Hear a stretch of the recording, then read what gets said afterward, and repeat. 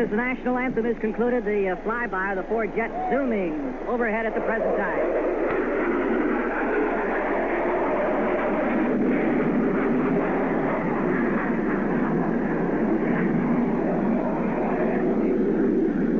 That was impressive. They gave just above us, and they flew what they call the missing prisoner formation. One of the four jets immediately went into a climb and zoomed high above the other three as they zoomed off into the horizon. Well, we're about set. Who'd have thought we'd have been here 7 weeks ago, huh? Game number 23 for the Dallas Cowboys, and Jim O'Brien, rookie place kicker for the Baltimore Colts, will kick it off. Cowboys have Mark Washington standing down to the goal line.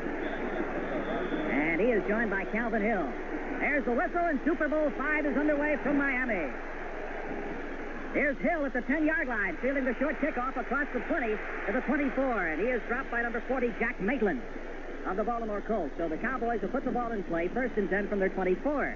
First time we've seen Calvin Hill run back a kick in a while, Vern. They've used just about everybody back there. Dwayne Thomas, Cliff Harris, Mark Washington, Calvin Hill. But this, as you said, the first time, and he got the ball, and Cowboys at 24, and with the wind in their face, or rather, well, I can't tell exactly. It's kind of a crosswind, so it shouldn't, again, be that much of a factor. Morton and Rucker both wide to the right side. 1st and 10, Dallas from its 24-yard line. Garrison and Thomas the setbacks. Craig Morton feeding the ball to Walt Garrison. He's to the 26 for a pickup of 2, snagged up by the right side of the Colts defensive line. Roy Hilton, number 85, over there to make the stop. That'll set up 2nd and 8. Johnny Unitas on the sidelines, loosening up his passing arm. Just underway, Superbowl V in Miami. Hayes to the left side. Rucker wide to the right. The tight end, Mike Ditka, who brought the play in, set inside Rucker. 2nd and 8 from the 26. Morton is throwing. Good protection. Short toss to Thomas.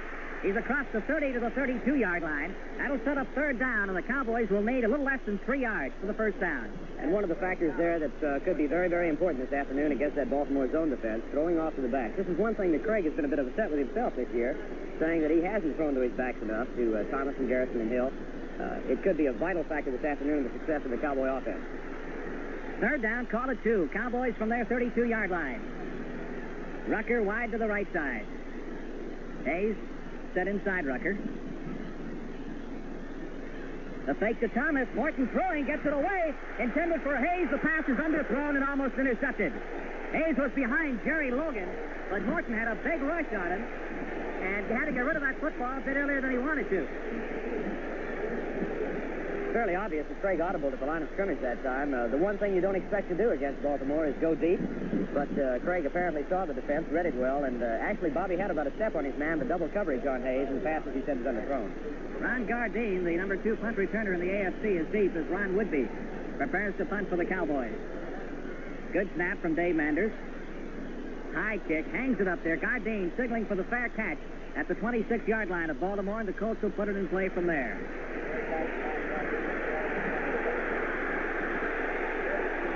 80,000 plus on hand in Miami. Pretty well split as far as the roar of the crowd is concerned so far. I would have suspected that the Miami folks might have been partisan to the Cowboys because of the bitterness in the acquisition of Don Shula from Baltimore, but the crowd seems 50-50. There's a lot of noise, I know that. Johnny Unitas guiding the Baltimore Colts, 1st and 10 from their 26. Norm Bulish is one of the setbacks. It's Big Blue from TCU taking the handoff. Moves it out to the 30 for a pickup of 4, sliding off the left side. Leroy Jordan making the stop along with Bob Lilly. 2nd and 6. Frank Bulish broke the first tackle that time, and this has been one of the factors in his success in coming on strong in the latter half of the season. He's an exceptionally tough fellow to bring down, particularly with first contact. He does a good job of breaking those initial tackles. Hinton is wide to the left side. Bulish and Tom Nowatzki are the setbacks. Bulish again, this time trying the right side. Herb Adderley is there, dropped him behind the line at the 25 for a loss of 5 on the play. It'll be 3rd and 11. Adderley really moving up quick from the left corner position and forcing the play.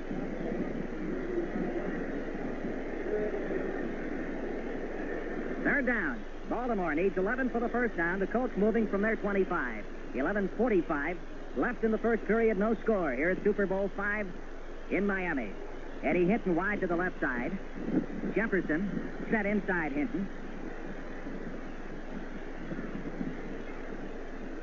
Unitas, first pass of the day. Over the middle, completes the throw, but not nearly enough for the 1st down. The pass was completed to John Mackey, the tight end, at the 29-yard line for a pickup of 4. It'll be 4th and 7, and a big share for the Cowboy defense. Just excellent coverage on the near side of the field that time by both Mel Renfro and Cornell Green on Jefferson and Ed Hitton. Particularly Mel on Eddie Hitton. He gave him the bump and run tactic, and I think Hitton may have been the primary receiver, but there was no shot at it. David Lee is the Colts punter. Good snap from center. Kick is a little bit low. Hayes at the 35. Dropped at the 37-yard line. Ron Gardine, number 30, making the stop. So the Cowboys' second opportunity of the afternoon on offense, as they'll move the ball from their 37-yard line.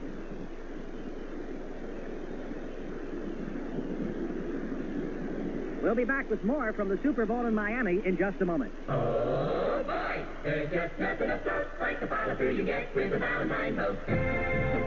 It's Super Bowl Sunday at Valentine Marine, and Valentine's having the biggest boat show blast of 1971, featuring the new and exciting boats for the 70s. During Valentine Marine's Super Bowl Boat Show, you'll find dozens of tremendous money-saving specials on the greatest names in boating. Here's a typical super special you'll find today at Valentine. 17-foot Aeroglass dry hull, 85-horse Johnson Dilly trailer, an incredibly low $2,492. That's right, only $2,492. We've got boats of every size and shape, all at boat show prices, but you've got to see them to believe them. The 71 fleet is in at Valentine Marine, and we've got a boat for every family and every budget. So what are you waiting for? Come on out. We've got the game tuned in. Don't miss the gigantic Super Bowl Boat Show going on right now at Valentine Marine. Free Cokes and coffee for everyone. Harry Hines via the Circle and 1982 Fort Worth Avenue in Oak Cliff. Open tonight for your convenience. Dwayne Thomas taking a pitch out from Morton over the left side. Gets short yardage. Officials mark it at the line of scrimmage. So call it 2nd and 10 for the Cowboys from their 37. Following the punt a moment ago by David Lee of the Colts. Clock moving along with 10 minutes, 20 seconds remaining in the opening period. No score. Hayes and Rucker both wide to the right side. On the delay, Thomas to the 40-yard line. Pickup of 3, second, or make it 3rd down. Cowboys need 7 for the first down from their 40. And Frank, it's been from that formation that the Cowboys made most of their yardage on the ground last week against San Francisco. They'd use Hayes and Rucker to the wide side of the field and then send Thomas to the short side. They had that same position that time, but instead of the sweep, we saw Dwayne Thomas up the middle on delay. It's a variation of an old theme, so to speak. Rucker to the left side, Hayes to the right on 3rd and 7 from the 40-yard line. Pettis Norman now splits a couple yards to the right. Here's Morton throwing, being rushed. And Roy Hilton, number 85, has him. Well, apparently the receivers were covered. Morton had enough time. They just couldn't find anybody. And big Roy Hilton, number 85, pounced on him for a loss of 3 at the 37-yard line. So once again, the Cowboys will be forced to punt. It's been kind of a chess game so far, with neither team able to do much offensively. Of course, Baltimore's had just the one possession of the Cowboys, too, but we're seesawing between the 30s. Ron Woodby punting for the Cowboys. Gets a good snap. Jerry Logan fields this one at the 25-yard line. Gets away from Richmond Flowers. Back across the 30 up to the 32, and I believe we have a flag down. C.D. Lewis, number 50, finally made the stop for the Cowboys. See if we had a flag or if he was just throwing it to mark the spot. Now the infraction will go against Dallas from the Colts 32, and it is going to be a major penalty. The first one of the afternoon will give Baltimore a first down at the Colts 47-yard line. And Norm Schechter, the referee, giving the indication for personal foul against the Cowboys. So the Colts come up with good field position. Their second possession of the afternoon. They have yet to pick up a first down. Moving now from their 47-yard line is Unitas. Under his center, Bill Curry awaiting for the snap. Unitas is throwing. Intended for Bulash, intercepted. Chuck Howley at the 30-yard line. Returns it to the 40. Howley is to midfield. He is out of bounds at the 46-yard line of Baltimore.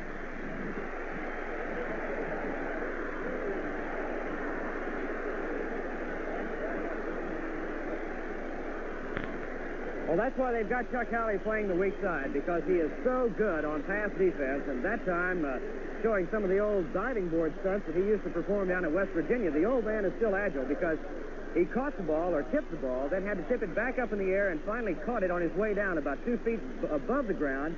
Dave Edwards ran over and tapped him on the backside and said, "Get up and run, boy. We've got the football." Cowboys in Colt territory for the first time, moving now from the Baltimore 46. Rucker goes in motion to the right. The pitch is to Thomas. He's to the 45 to the 44-yard line. Then pinned by Hilton. Along with Fred Miller, number 76. Pickup of a couple of yards, 2nd and 8. They've run Dwayne Thomas to the left side twice now, once up the middle, and I think one of the most obvious factors we've seen so far in the development of the game in the first half of the first quarter is a tremendous amount of keying being done on Dwayne. Baltimore's getting great pursuit, going where he goes. Cowboys moving with the wind here in the first period. 8:20 remaining. No score. Dallas 2nd and 8 from the 44 of Baltimore. Morton is throwing. Looking long. Fires it over the middle instead. It's incomplete. Walt Garrison was the intended receiver. He was well covered by a tackle out there, Fred Miller, at about the line of scrimmage. Frank, I've got to believe there was a busted play because over on the near sideline, right in front of the Cowboy bench, Rayfield Wright and Dwayne Thomas standing there, and it looked as though it might have been a screen pass. I can't imagine why Rayfield would have been that far out in front of Thomas if it had not been, but Rayfield was the only lineman out there, so the screen was not well set. Cowboys with a 3rd and 8 now from the Baltimore 44 on either side, with an ability thus far to do anything at all on offense. In fact, I believe we're still looking for our first down of the ball game by either club. And we're halfway through the first quarter. Dan Reeves is in the ball game at running back. He goes wide to the right side as a flanker. Morton is throwing on 3rd and 8. Zings it over the middle. It's incomplete as Bob Hayes tried to make a shoestring catch, couldn't quite pull it down. And we have a penalty marker at the line of scrimmage. That pass was a little low, but it looked like Hayes had a pretty good shot at it. Bob was open, too. There was nobody within 3 or 4 yards of him. When you see the flag back in the offensive backfield like that, it usually indicates only one thing, offensive holding, and that'll get the Cowboys 3rd and extremely long yardage. As we suspect, Baltimore will take the play, and that they will. 15 yards from the spot of the foul moves the ball back to the Dallas 31-yard line. Holding is the indication given by the referee, Norm Schechter. So the Cowboys have a 3rd down again, but they have to reach the Baltimore 36 for their first down. So that is 35 yards? Earlier in the season, I said something about when it's 3rd and 35, or your selection of plays is somewhat limited. I would suspect that adage still holds true. Reeves in the ball game again, replacing Thomas. He and Garrison are the setbacks. The draw. Garrison is to the 40, up to the 42-yard line. He picked up 11 yards, but not nearly enough for the first down, and once again the Cowboys will have to punt. So a wasted break as far as the Cowboys are concerned. The big interception by Chuck Howley, which gave Dallas field position in Baltimore territory, goes for naught. And Ron Whitby will be punting for the 3rd time this afternoon. Ron Gardine, number 30, is deep. You'll have to forgive me for referring to these players by numbers, so I'm so used to doing this on television. Nice kick. Gardine inside the 10, fumbles it. A fumble at the 10-yard line. Let's wait and see. Dallas has it.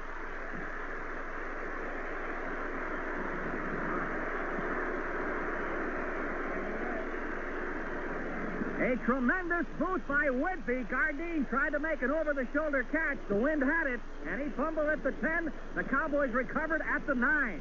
And guess who was down there? Private Cliff Harris.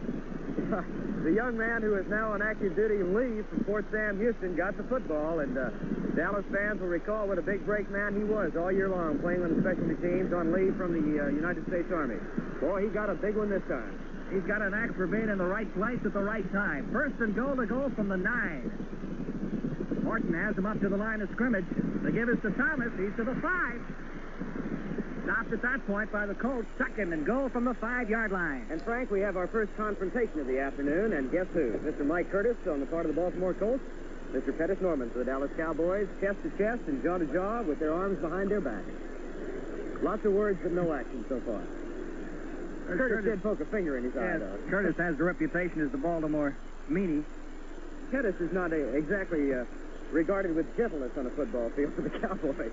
Nose of the ball just outside the 5-yard line. 2nd and goal for the Cowboys.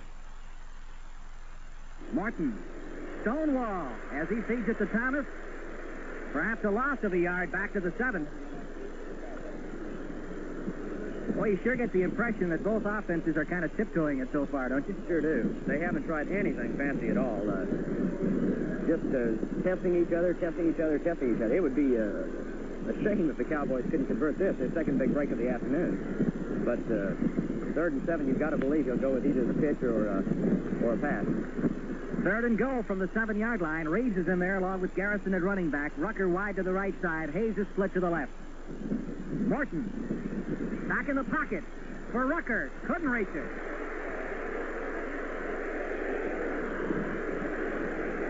Pass looked like it took off a little bit on Morton. Rucker never really had a chance as he went for the corner.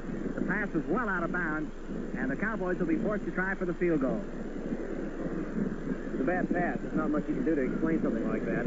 We've seen it happen to Craig on a similar situation. Frank, I don't remember if you were doing the ball game, but about mid-season he had Mike Ditko open from the 14. Same corner of the end zone, and the ball sailed on him. It just went out of bounds. And speaking of the 14, it'll be a 14-yard field goal attempt. Dan Reeves to hold. Snap is back. Kick is up. It is good. And the Cowboys draw first blood here in Super Bowl V, leading 3-0. We'll be back with more from the Super Bowl in Miami in just a moment.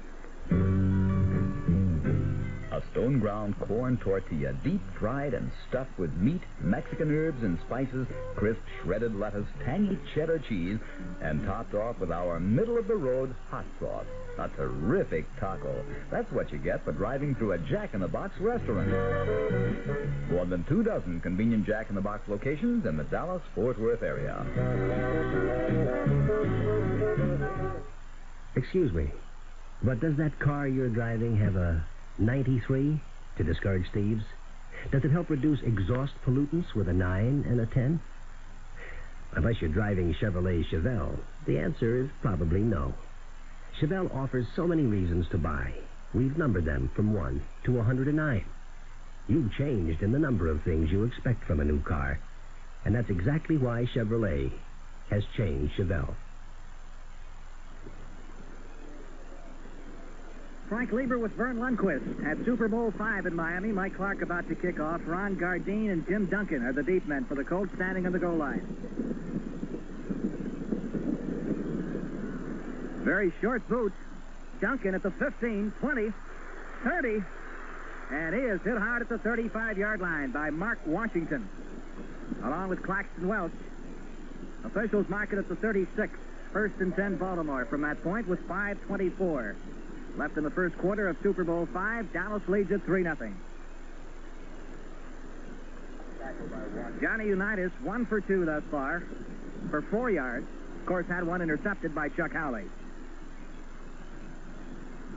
Unitas feeding Bulash wide around the right side. Lilly has him from behind at the line of scrimmage. No gain. Great pursuit by Bob Lilly.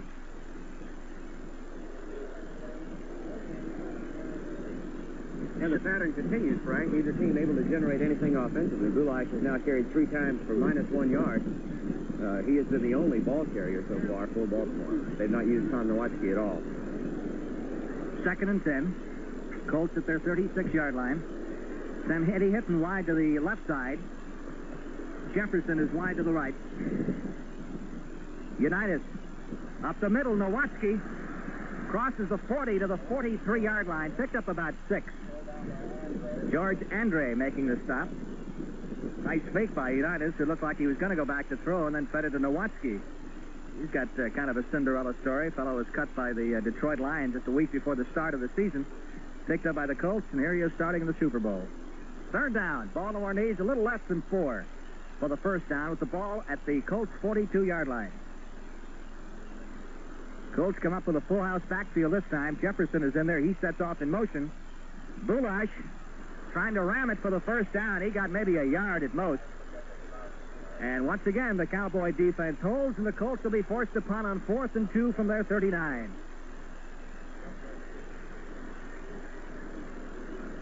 $15,000 per man for the winner, $7,500 for the losers. David Lee will do the punting for the Colts. Hayes and Renfro deep, standing on about the 15-yard line.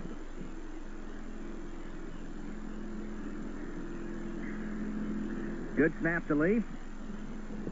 High kick. Fair catch signaled by Hayes. It bounds inside the 10, inside the 5, and it is down by the Colts. It is in the end zone.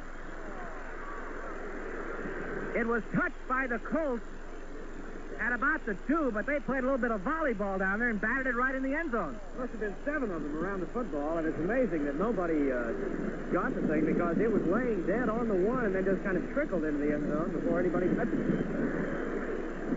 Here's a timeout. We'll be back with more from the Super Bowl in Miami in just a moment. Oh, boy, there's just nothing afloat like the follow-through you get with the Valentine boat. It's Super Bowl Sunday at Valentine Marine. Come on out to Valentine Marine Super Bowl Boat Show. We've got the game tuned in. It's the biggest all-fired boat show of 1971, featuring the super boats of the 70s. Listen to just one of the many super specials you'll find today at Valentine. 17-foot Aeroglass Deep V walkthrough, 60-horse Johnson tilt trailer, a low $1,992. That's right, only $1,992. Many other boat show bargains to choose from, but you have to see them to believe them. The 71 fleet is in at Valentine, and we've got just the boat you and your family have been wanting at the price you've been wanting to pay. So whether you're an old salt or just getting your first sea legs, come on out to Valentine Marine Super Bowl Boat Show. Bring the family. We've got free Cokes and coffee for everyone. That's Valentine Marine at Harry Hines near the Circle and 1982 Fort Worth Avenue in Oak Cliff. Open tonight for your convenience. KRLD Dallas. Well, the Cowboys with a real break have a first down on their 20-yard line following a rather unusual touchback. 3 minutes and 4 seconds left to play in the first quarter, and neither team has picked up a first down in this ball game. Cowboys lead 3-0 after taking advantage of a Ron Gardine fumble on a punt and winding up with a Mike Clark field goal. Dallas with a full house backfield now. Reggie Rucker sets in motion. They give it to Garrison, finds a nice hole up the middle, and Walt carries it to the 25-yard line. Logan making the stop along with Ray May. We haven't got the rule book in front of us, but on that bunting situation, obviously you have to down that ball, not touch it before it goes in the end zone. There's no doubt the Colts touched it about the 2-yard line, just let it bounce around, and they kind of watched it roll in. You know, it's amazing. That circumstance, the fumble, the pass interception, the breaks again this week have been going the way of the Cowboys. I'm remindful of what Tom Landry said on the plane coming back from San Francisco. The way things have been going for us, don't count us out. 3 good breaks the Cowboys have had in this first period. Here's Garrison taking his hold of the inside. He's got the first down at the 31-yard line. So the first down of the ball game with 2 minutes and 10 seconds left to play in the opening period. Oh, it's been a long time since we've seen a game go this long without a first down by either side. Big burly John Nyland out pulling on the play and leading the interference. The Cowboy convoy has been very, very much in evidence. They've tremendous tribute to the front line, the versatility of the offensive line this year because of the position switches due to injuries. They've done a magnificent job. Rucker and Hayes both wide to the left side in what the Cowboys call their flip formation. Morton feeding Thomas around the right side. Up to the 34 to the 35. He stepped out, the officials say, at the 34. 2nd and 6. Bubba Smith was over there, and so was Stoops. And again, Frank, the Cowboys, from that formation, with the flip formation with both wide receivers on the same side of the field on the wide side, the Cowboys like to run to the weak side, and they did it again, coming back to the short side with the pulling guards, John Nyland and Blaine Nye on that occasion. Thomas comes out of the ball game. Dan Reeves is in.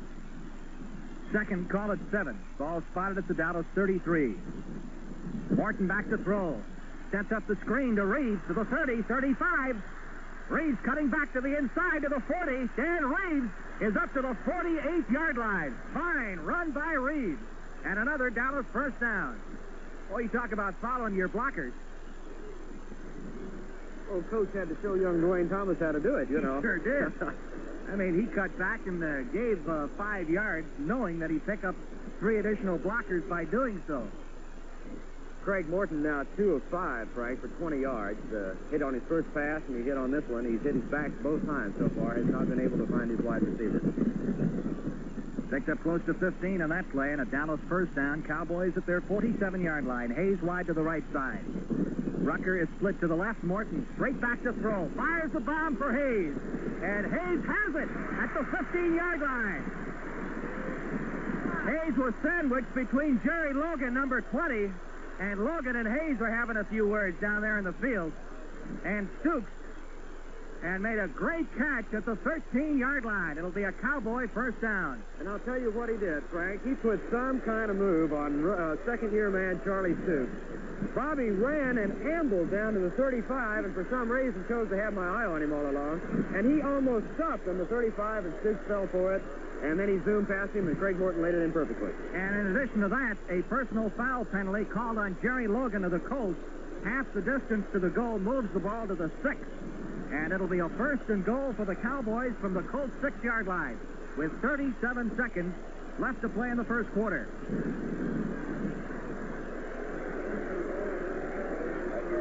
Hayes comes out wide to the left side. The rest of the T in tight. Thomas and Garrison are the setbacks. Martin throwing, excellent protection. Pass is batted away by Ted Hendricks, number 83, the right side linebacker. And it looked like there was a little confusion in there between Dwayne Thomas and Walt Garrison about who should line up where. Well, he was going to Dwayne Thomas, and Ralph Neely was sitting in front of Thomas by about 3 yards. It's a personal convoy, and there was nobody over there. But Hendricks is 6'7", has got that tremendous reach. Here's Calvin Hill checking into the ball game for the first time outside of that kickoff return. Second and goal from the 6-yard line. Rucker comes out, so does Mike Ditka. Well, now Rucker heads back in. Full house backfield for the Cowboys. Thomas sweeps the left side, caught behind the line at the 7-yard line. For a loss in the play, Hilton. Driving in there as the Cowboys went with their 3 big backs. They had Garrison, they had Hill, and they had Dwayne Thomas. All in there in the full house backfield. Now be third and goal from the 7.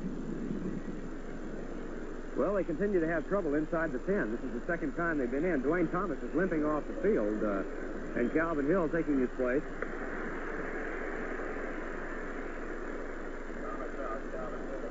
The gun sounds, ending the first quarter. We'll be back with more from the Super Bowl in Miami in just a moment.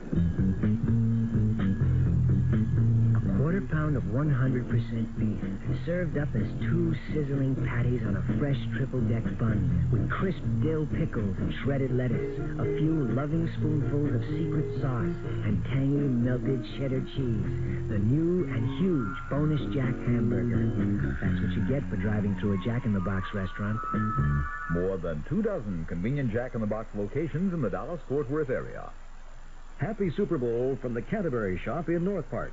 To begin the year 1971, the Canterbury Shop in North Park is displaying its appreciation for the loyal response of the well-dressed men whom we have attired, and for the tasteful women who buy for them. In honor of the Super Bowl, we have trimmed 1/3 off the prices on world-famous Pierre Cardin lines, and from 20% to 50% off on other famous clothing and accessories. The Canterbury Shop wishes our Cowboys the very best today, and a happy Super Bowl to you from Pierre Cardin.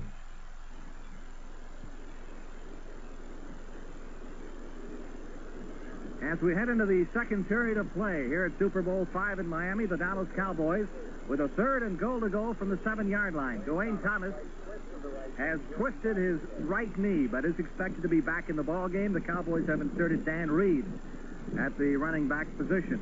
Dallas leading 3-0, 14-yard field goal by Mike Clark.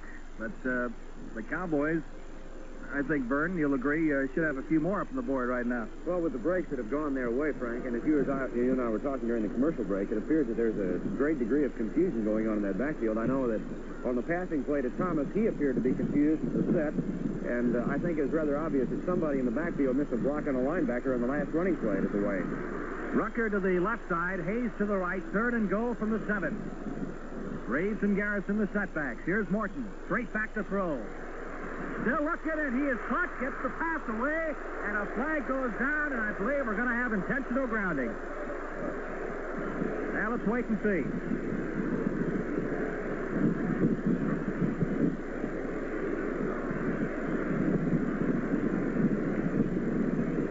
If that is the case, it involves the loss of down as well, of course. I think it's fairly obvious that that's what's going to happen. It's kind of amazing. That's the 3rd time it's happened to Craig this year. The 2nd time in as many games. He got the same penalty called on him against San Francisco last week early in the first quarter.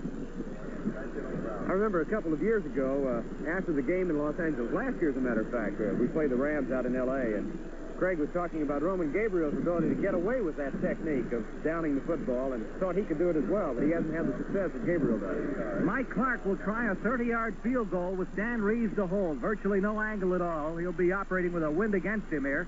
It is up. It is far enough. It is good, but there's a flag down. Let's wait and see what the penalty is. The penalty is against the Colts. It is refused. So Clark adds a 30-yard field goal to his 14-yarder. The Cowboys lead 6-0. We'll be back with more from the Super Bowl in Miami in just a moment. Oh, boy, there's just nothing afloat like the follow-through you get with the Valentine boat. It's Super Bowl Sunday at Valentine Marine, and Valentine's having the biggest boat show blast of 1971, featuring the new and exciting boats for the 70s. During Valentine Marine's Super Bowl Boat Show, you'll find dozens of tremendous money-saving specials on the greatest names in boating. Here's a typical super special you'll find today at Valentine. 17-foot Aeroglass Tri-Hull, 85-horse Johnson Dilly Trailer, an incredibly low $2,492. That's right, only $2,492. We've got boats of every size and shape, all at boat show prices. But you've got to see them to believe them. The 71 Fleet is in at Valentine Marine, and we've got a boat for every family and every budget. So what are you waiting for? Come on out. We've got the game tuned in. Don't miss the gigantic Super Bowl Boat Show going on right now at Valentine Marine. Free Cokes and coffee for everyone. Harry Hines via the Circle and 1982 Fort Worth Avenue in Oak Cliff. Open tonight for your convenience.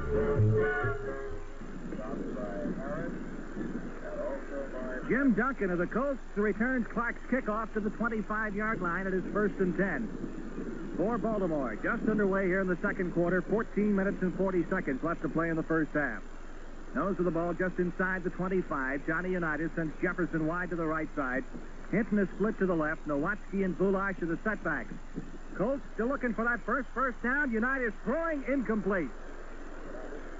Mel Renfro is over there covering the intended receiver, Eddie Hinton, the former University of Oklahoma star, and Morton may be having his problems, but so is Mr. Unitas. Dave Edwards also, good pass defense on the play, was in front of the intended receiver, and Johnny Yu got dumped back on the 15.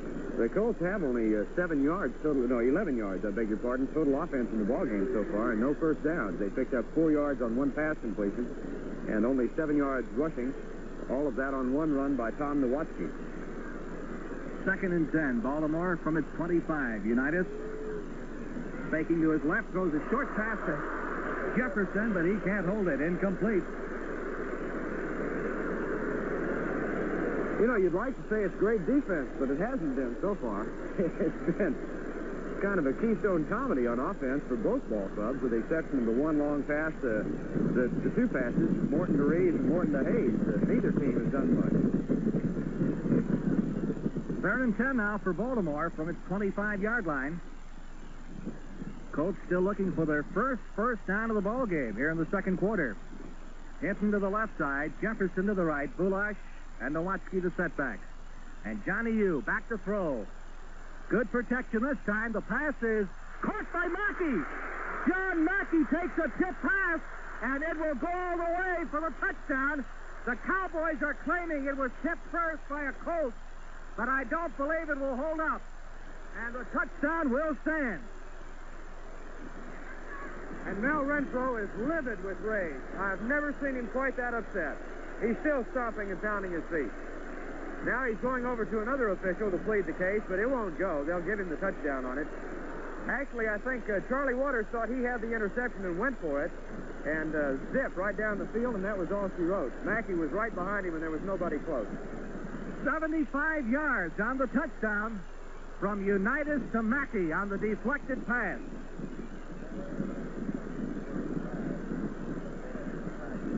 Boy, there was no doubt the Cowboys had the Colts well covered, and it was a freak thing with that ball being deflected as it was right into the hands of John Mackey. Jim O'Brien will try the extra point. Earl Morrow puts it down. The kick is blocked. The kick is blocked, and we have a tie game. So, with 14:10 remaining in the first half, it's Dallas 6, Baltimore 6, and we'll be back with more from the Super Bowl in Miami in just a moment. A thin, flaky crust filled with tart Jonathan or Pippin apples sugar, cinnamon, nutmeg, cooked crisp and golden and hot. A truly tasty hot apple turnover. That's what you get for driving through a Jack in the Box restaurant. More than 24 convenient Jack in the Box locations in the Dallas-Fort Worth area. There's only one way to find out what a Chevy Vega is all about, and that's to drive one. Road and Track magazine drove one and wound up saying, Vega is beyond a doubt the best handling passenger car ever built in the U.S. Now, if you find that a little hard to swallow, we'll understand. After all, who'd expect an economical little car like Vega to be a hero on the highway? You'd expect it to be, well, economical. And Vega is. But Vega is more. It's the little car that does everything well. Okay. O'Brien just about ready to kick off for the Colts, and we've had a little bit of everything here in less than a quarter and a half. Blocked extra points, a freak touchdown there by the Colts, with the officials saying that Charlie Waters was the Cowboy who deflected the ball, and the Cowboys claiming that one of the Baltimore players touched it first, which would make it an illegal forward pass. You know, ordinarily Mel Renfro is so cool on the football field. I think he feels justified in his case because he was really upset. At the prices they're playing for, you can understand it. Short kick goes into the end zone. Calvin Hill will down it.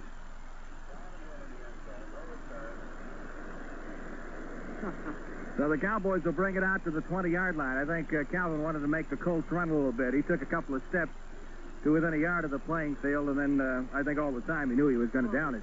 Sort of a few theological references to Ted Emmerich when he came down and stepped face-to-face with him. Well, let's see what effect this quick touchdown has on the Cowboys, who have had to work mightily for the 6 points they've been able to put on the board. 30-yard and a 14-yard field goal by Mike Clark. Rucker wide to the right side. Hayes is split to the left. Morton giving to Dwayne Thomas, who's back in the ball game, and he's tripped up behind the line of scrimmage.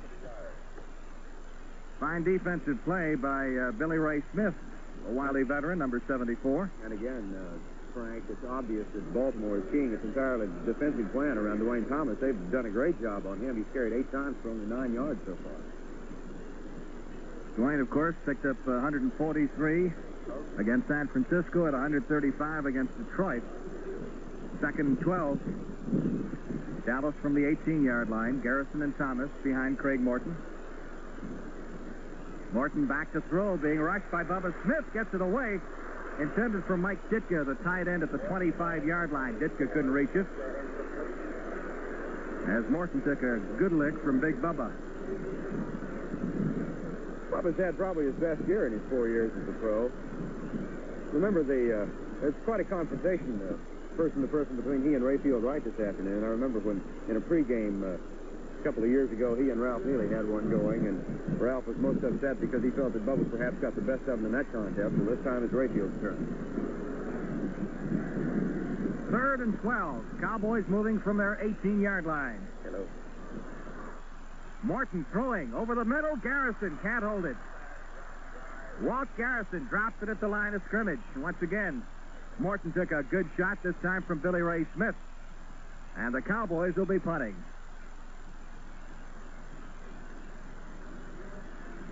So thus far as Dallas is concerned, it's been a case of the absent offense. Ron Woodby will be punting from his 5-yard line against the wind. Ron Gardine standing on the Colt 40.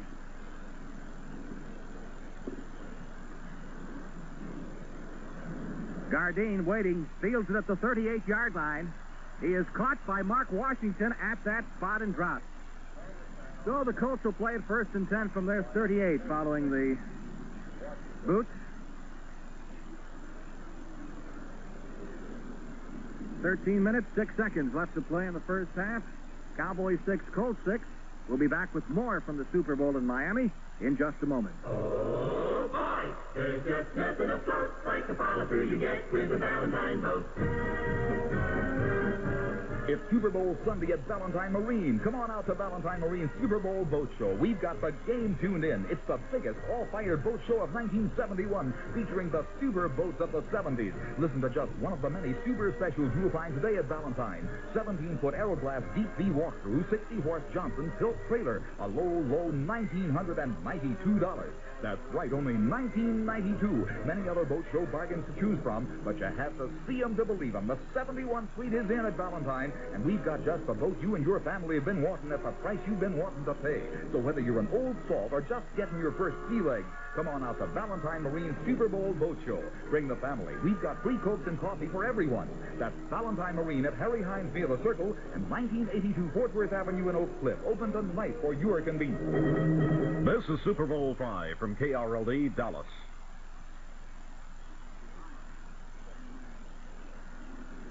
First and 10. Colts with the ball following the 43-yard punt by Ron Woodby at their 38-yard line. Johnny Unitas now 2 out of 5 for 79 yards, and 75 of those on the touchdown to Mackey. And lots of movement on both sides of the line before the ball is snapped. And the indication is that this one will go against the Colts. Bob Vogel backed up about 3 yards, and Bob Lilly adroitly stepped across and smacked him upside of the helmet. It's not often you get a free shot at those guys, so they like to take advantage of it as often as they can. Illegal procedure against Baltimore will set up first and 15 for the Colts from their 33. Cowboys 6, Colts 6. Super Bowl V. Early in the second period, 13:06 left in the first half. Johnny Unitas feeding Boulash, who's caught at the line of scrimmage. Bulls forward for a yard, maybe 2. Jethro Pugh over there, number 75. You know, Frank Norm, while he was at TCU, had tremendous injury problems, and we had a chance to chat with him at length Monday afternoon at the Colt training camp. He said one of the reasons that he wasn't injury-prone this year is because he was more relaxed. And I said, well, that seems to be kind of a contrast. You would seem to be more tense in the pros than in college. He said, no, for some reason with Unitas back there, it relaxes you a great deal. Second and 13, the Colts from their 35-yard line. Here's Boulash.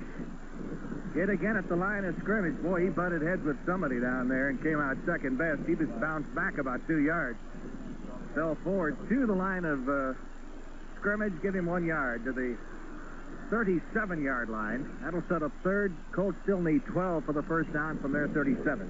Well, the two big running backs aren't exactly setting the world afire. Boulash has carried 6 times for only 3 yards for the Colts, and Dwayne Thomas has carried 8 times for 9 yards for the Cowboys. So no great running being exhibited so far this afternoon. Passing situation here on 3rd and 12, and the old master John Unitas fades back, fires a sideline throw for Eddie Hinton over his head.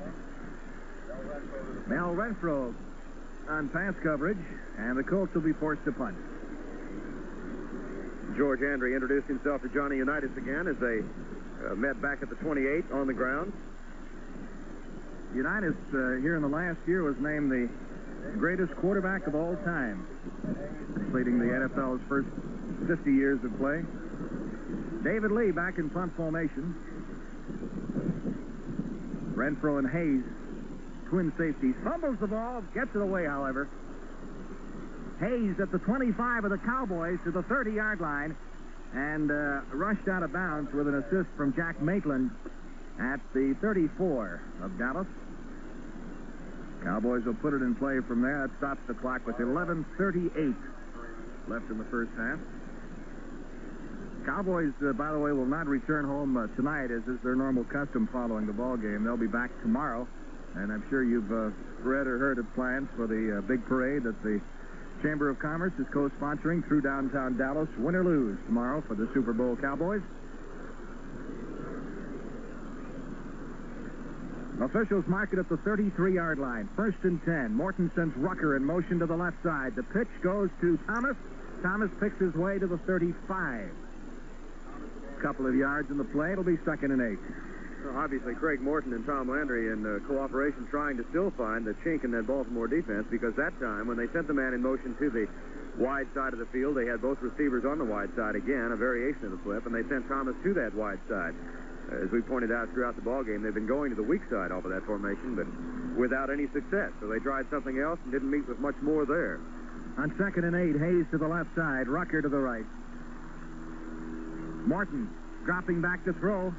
Over the middle on one bounce to Bob Hayes. That doesn't go. And he had Bobby Hayes open again. He just underthrew the football. Craig is now 3 for 10 for the afternoon. That'll set up a 3rd and 8 for the Cowboys from their 35-yard line. Frank, that helicopter's not very far above us. I wouldn't say we're high, but we're probably the only people in the park who can call the ball game and the Orange Bowl Regatta at the same time. That's some 20 miles away over to our right off of Biscayne Bay. 3rd and 8, Dallas from the 35. Morton back in the pocket, flips a short one out to Reeves. Dan Reeves trying to make his move.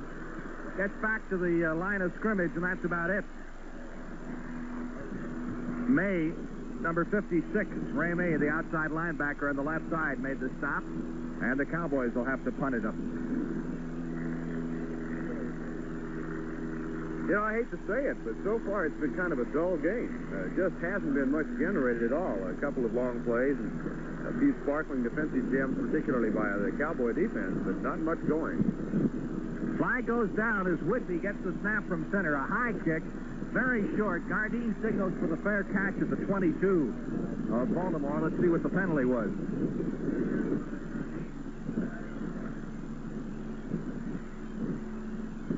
Now they're going to bring it back, so apparently we would guess it's against the Cowboys. The referee, Norm Schachter, is discussing the option right now with Mike Curtis. Pardon me, with Ray May, the Colt linebacker. And the preliminary indication we get is an offside against Dallas. The Cowboys will have to punt it again from 5 yards further back.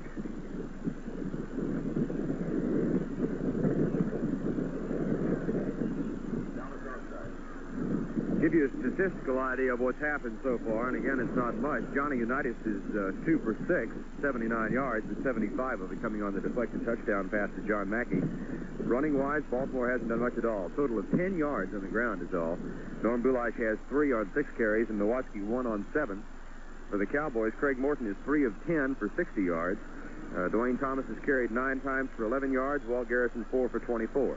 Here's Whitby punting again. This one, a fine kick. And again, Gardine has to signal for the fair catch, this time at the 20-yard line. So actually, the Cowboys, despite the penalty, gained a couple of yards.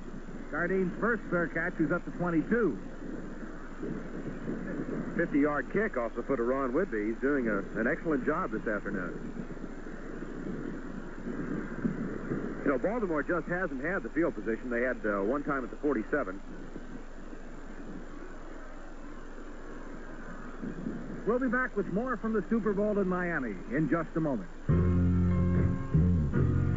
Big, fresh, russet potatoes sliced into shoestrings, then deep fried to that proverbial crisp golden brown and served in a cavernous bag.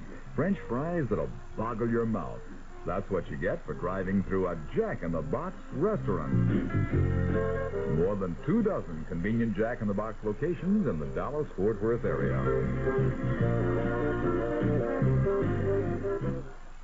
Happy Super Bowl from the Canterbury Shop in North Park.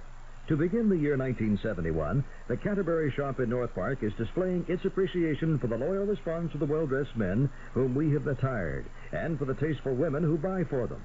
In honor of the Super Bowl, we have trimmed 1/3 off the prices on world-famous Pierre Cardin lines, and from 20% to 50% off on other famous clothing and accessories.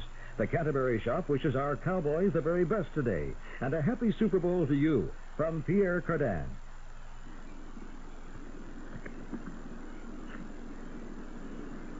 Frank Lever with Vern Lundquist at Super Bowl V in Miami. Colts, following the 50-yard punt by Whitby, have the first down at their 20-yard line. Baltimore has picked up just 1 first down in this ballgame, that on the touchdown pass to Mackey.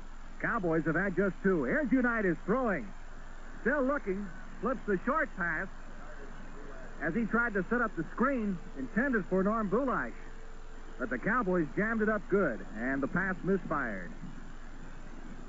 And Unitas apparently sees that he's having a great deal of trouble trying to run on the Cowboys, having picked up just 10 yards rushing. So now he's going to the air and see if he has any success up there. 2nd and 10. Unitas sending Eddie Hiffen wide to the left side. Roy Jefferson is flanked to the right. Boulash, sweep, trying to left side, chased by Leroy Jordan. And Waters moving up from the secondary, making the stop after a pickup of a yard. Norm Boulash dropped after a gain of 1 yard. It'll be 3rd and 9.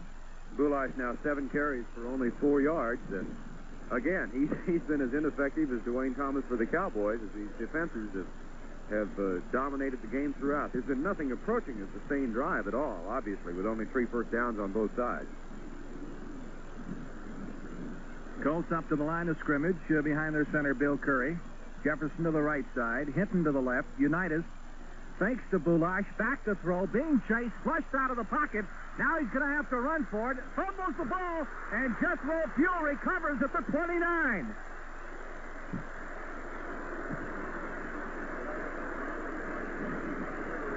Charles Chuck Halley was the guy who laid it on Johnny Unitas waist high, really lowered the boom on him, and Johnny U fumbled at the 25. It bounced up to the 29, where Jethro Pugh adroitly fell on the football. And again, Frank, a break for the Cowboys. They have been unable to take advantage of them. Let's see what they can do this time. Cowboys have twice had first downs inside the Colts 10 and have been unable to do better than a field goal on each occasion. Now they have a first down at the Colts 29 as Morton sends Rucker in motion to the left. They give us to Thomas, back to the right, east to the 25. Caught by Bubba Smith from behind after a pickup of 4 yards. And now it's Dennis Norman, who is shaken up on the play and is limping off the field. I don't think it's that common knowledge, but Pettis Norman's been playing since the Los Angeles exhibition game back in August with a double hernia. And that has got to hurt. I had lunch with him day before yesterday and asked him if he was taking a vacation after the Super Bowl. He said, yeah, I'm checking into Parkland Hospital to have an operation. So that's where he'll be spending his time once he gets back to Dallas. 2nd and 6. Cowboys from the Colt 25. Garrison set on the wing off to the right side. Rucker in motion to the left. Morton back to throw. Blitz is on. Pass is complete to Reeves at the 20 to the 15. Reeves is inside the 10 and out of bounds at the 7-yard line. Ray May finally made the stop. Now, there's no doubt why Reeves is seeing so much action, because Tom Landry has the greatest regard for him as a clutch football player in clutch situations. It's got to be a great thrill for Dan Reeves also, Frank, to have had the injury up in St. Louis year before last that most folks thought just might end his career, and it certainly limited that knee injury that took place. And come back and now playing in his first Super Bowl, and he's made 2 key clutch pass receptions so far. It is 1st and goal for the Cowboys from the Colts 7-yard line. Morton has him up to the line of scrimmage. The fake to Garrison. The toss out to Thomas. He's to the 5. He is over. Touchdown.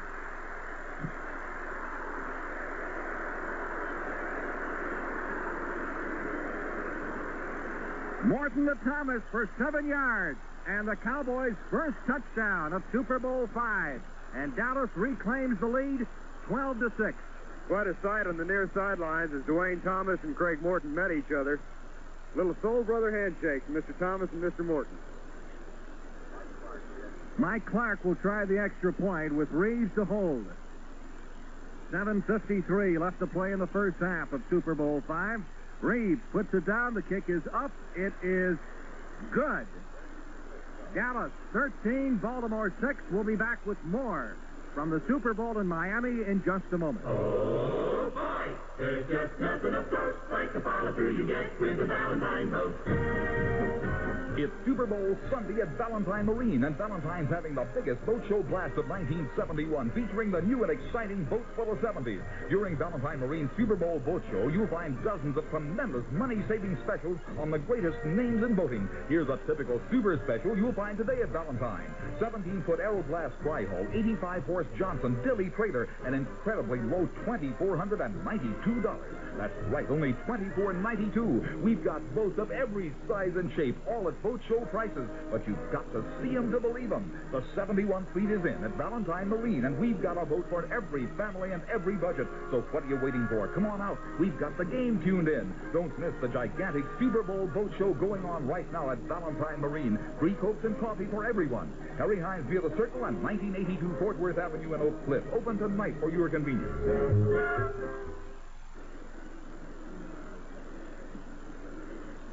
Jim Duncan of the Colts with a fine kickoff return from the 8-yard line to the Baltimore 38. And Baltimore with a first down now. The Colts moving from their 38, still with only one first down. They've given up the ball twice on fumbles, once on a pass interception. Dallas leading 13-6. Unitas back to throw. Pass is over the middle. It is fought for and intercepted. A flag is down. Herb Adderley colliding with the receiver, Leroy Jordan. Intercepted the pass. We may have a pass interference ruling coming up against Adderley, which will give the Colts a first down near midfield.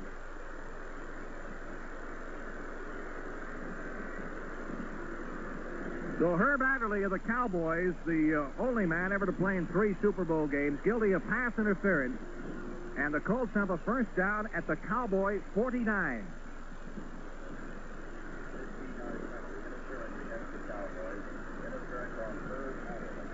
Jefferson to the right side. Hinton to the left. Unitas back to throw. Quick toss to Jefferson. Has it. Out of bounds by Adderley at the 41. Pickup of 8 on the play. It's 2nd and 2.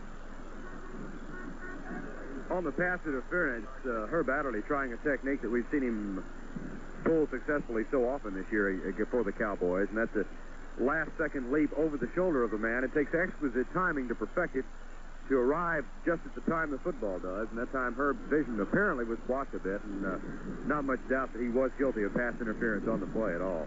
Jefferson to the right, Hinton to the left on 2nd and 2 for the Colts from the Dallas 41. Unitas gives to Bullock. He drives and has the Colts' second first down of the ball game at the 37-yard line.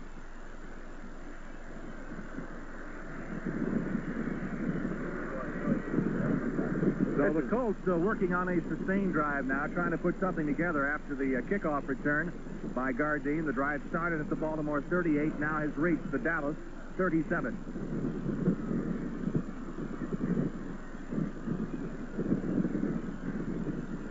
Jefferson wide to the right side, the rest of the T in tight. Bulach and Nowitzki in back of Johnny Yu. Unitas faking to Bulach. Gets the pass away. It is intercepted. Mel Renfro has it at the 15-yard line. He is dropped immediately, and once again, Andre laid the wood to Unitas, who's getting up very slowly.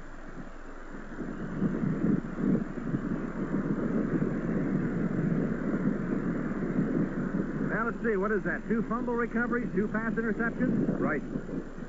Defense has been Johnny on the spot. Just excellent defense. I think that's why they probably got so upset with a touchdown pass a while ago. They've taken a tremendous amount of personal pride in what they've accomplished over the last 7 weeks. Having given up only 1 touchdown, that to San Francisco last week. The defense, that is. Tremendous record that they've accomplished in this drive toward the Super Bowl. 1st and 10. Cowboys from the 15. Morton giving to Thomas. He's up to the 17-yard line. Pickup of 2 on the play. Pinned by Ray May. Colts outside linebacker. That touchdown by Mackey was only the second touchdown given up by the Cowboy defense in 26 quarters of play.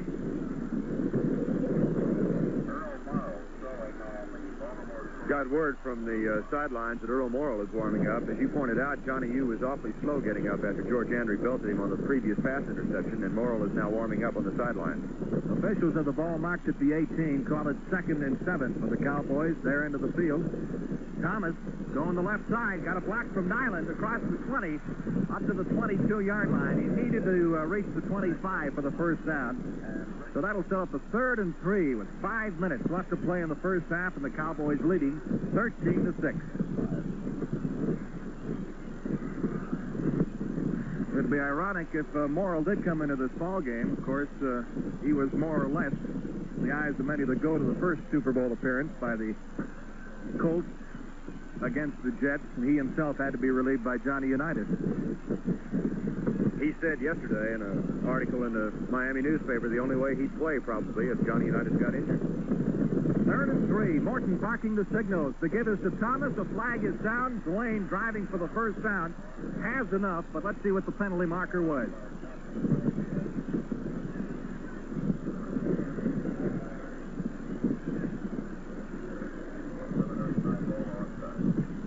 Now we get a preliminary indication of Baltimore offside. In either way, then the Cowboys would pick up the first down because Thomas picked up just about 5, the same they'd get on the penalty. Frank, word again from the Baltimore bench.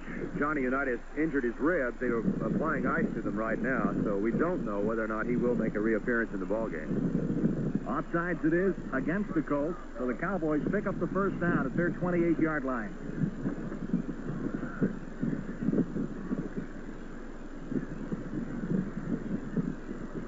Dallas with a 14 and 30-yard field goals by Mike Clark. 7-yard touchdown pass from Morton to Thomas. Here's Morton back to throw. Flips it out to Thomas. He's to the 25. Chased by Bubba Smith. Puts a great move on Smith and gets across the 30 up to the 34-yard line. Boy, Bubba was really faked out of his shoes. Almost wound up in the second row of seats. Ended up piling into Charlie Stooks over on the Baltimore bench. Dwayne reversed his field entirely and cut back in. He did a pirouette like George Ballantyne Ballet. He picked up 6 yards in the play. It'll be 2nd and 4. And Morton from their 33. Excuse me, Morton is now 6 for 13, improving his statistical average. I think all of you are aware that Tom Landry said he had to hit 50% to win this ball game today, and he's approaching it now after being 3 for 10. Hayes and Rucker wide to the left. Morton back to throw. Pass to Rucker. Has it at the 30-yard line. Spins away from May to the 35. A penalty marker is down as Rucker crosses the 40-yard line, is up to the 42. And I'm afraid Mr. Rayfield Wright got caught doing something a bit illegal. Holding is the name of the game. I suspect the Cowboys were caught in an infraction. 15 yards from the spot of the foul, which apparently is right at the 35 or 34-yard line. So that'll move it back inside the 20. Well, I got to believe the Cowboys are a little mad at themselves for not having a bigger lead than they have right now with the breaks that have come their way. Well, when you average out the breaks, Baltimore has had none. Of course, it's a make-or-break situation, but fumbles and pass interceptions, that's 4 turnovers for Baltimore in the ball game, and the Cowboys have not suffered any. And yet they lead only 13-6. It's kind of amazing. Now, the official signal we get from the referee, Norm Schechter, is offensive pass interference. They've walked off 15 against the Cowboys and moved it back to the 18-yard line. Now 2nd down, just about 20 needed for the first down. Morton to Reeves at the 20. Reeves gets away from Stooks across the 25, and Jerry Logan bounces him out of bounds at the 28. He got about half of what they needed for the first down. Let's see where they mark it. They placed it at the 28-yard line. They have to net the 37. It'll be 3rd and 9.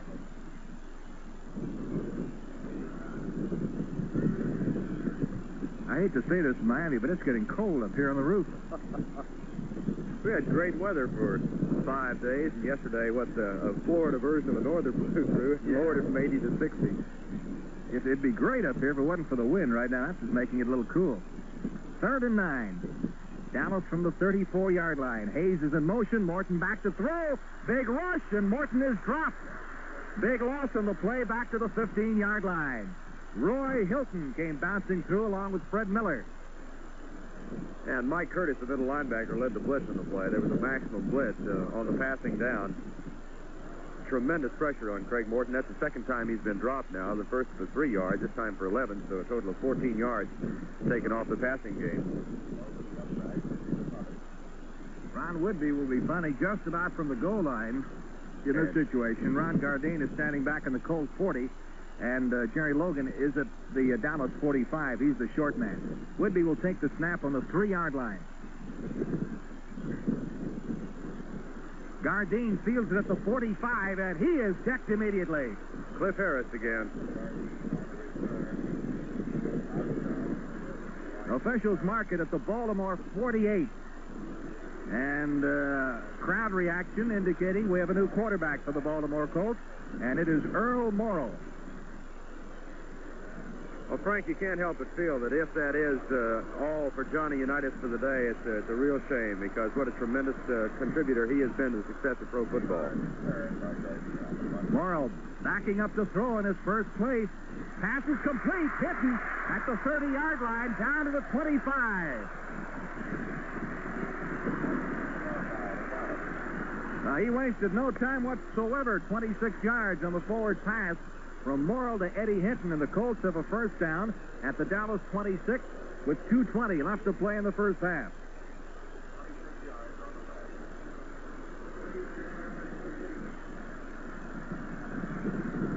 Hinton goes wide to the left side. Jefferson to the right. Bulash is on the wing off to the right, leaving Nowatzki as the sole setback. Morrill throwing again. Looking this time for Hinton. He doesn't have him. Hinton got a hand on the ball at the far sideline, defending against Mel Renfro. And the Cowboys called a safety blitz that time. Cornell Green coming through, strongly applying pressure to Earl Morrill, leaving, of course, Renfro absolutely with the one-on-one. Mel's doing a superb job back there. Hinton hasn't been loose all afternoon. That stops the clock with 2:04, and we'll get the official 2-minute warning after this play, no doubt. It is 2nd and 10 for the Baltimore Colts from the Dallas 26. The Cowboys leading 13-6. Late in the second quarter, Super Bowl V. Morrow's got him up to the line of scrimmage, takes a couple of steps back, throws over the middle. Jefferson has it. First down at the 10-yard line. Jefferson refuses to go down, drives to the 5, and we get a flag.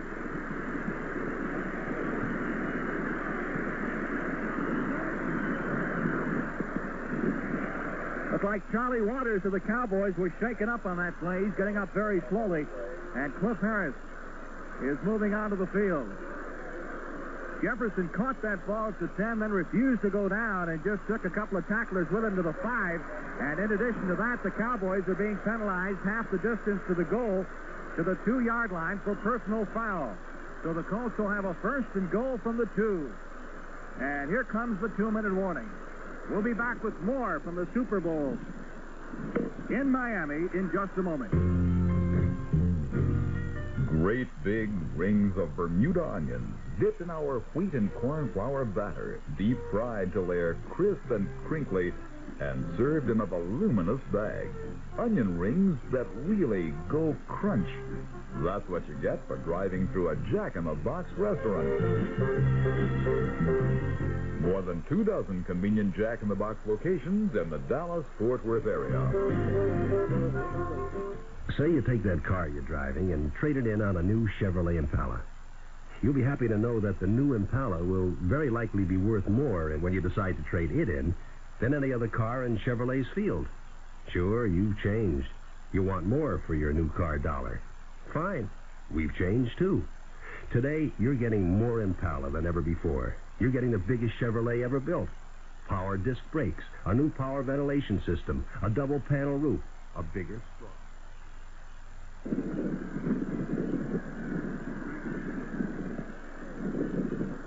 1 minute, 57 seconds left to play in the first half, and the Baltimore Colts are threatening as Earl Morrill has come into this ball game and ignited the Colts with 2 brilliant passes, one to Hinton, one to Jefferson.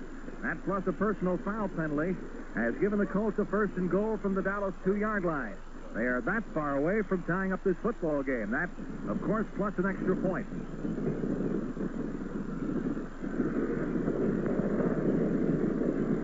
Morrill sending Jefferson wide to the right side. He's got Nowatzki and Bulash behind him. It's Bulash getting the call. He gets a yard. He's down to the 1. Colts have all of their timeouts remaining if they choose to use same here. They've got plenty of time here, although the clock is moving with 1 minute and 40 seconds left to play in the half. They'll want to ideally score and leave the Cowboys little time on the clock. 2nd and goal from the 1-yard line. Again, Nowatzki and Bulash lined up behind Morrill.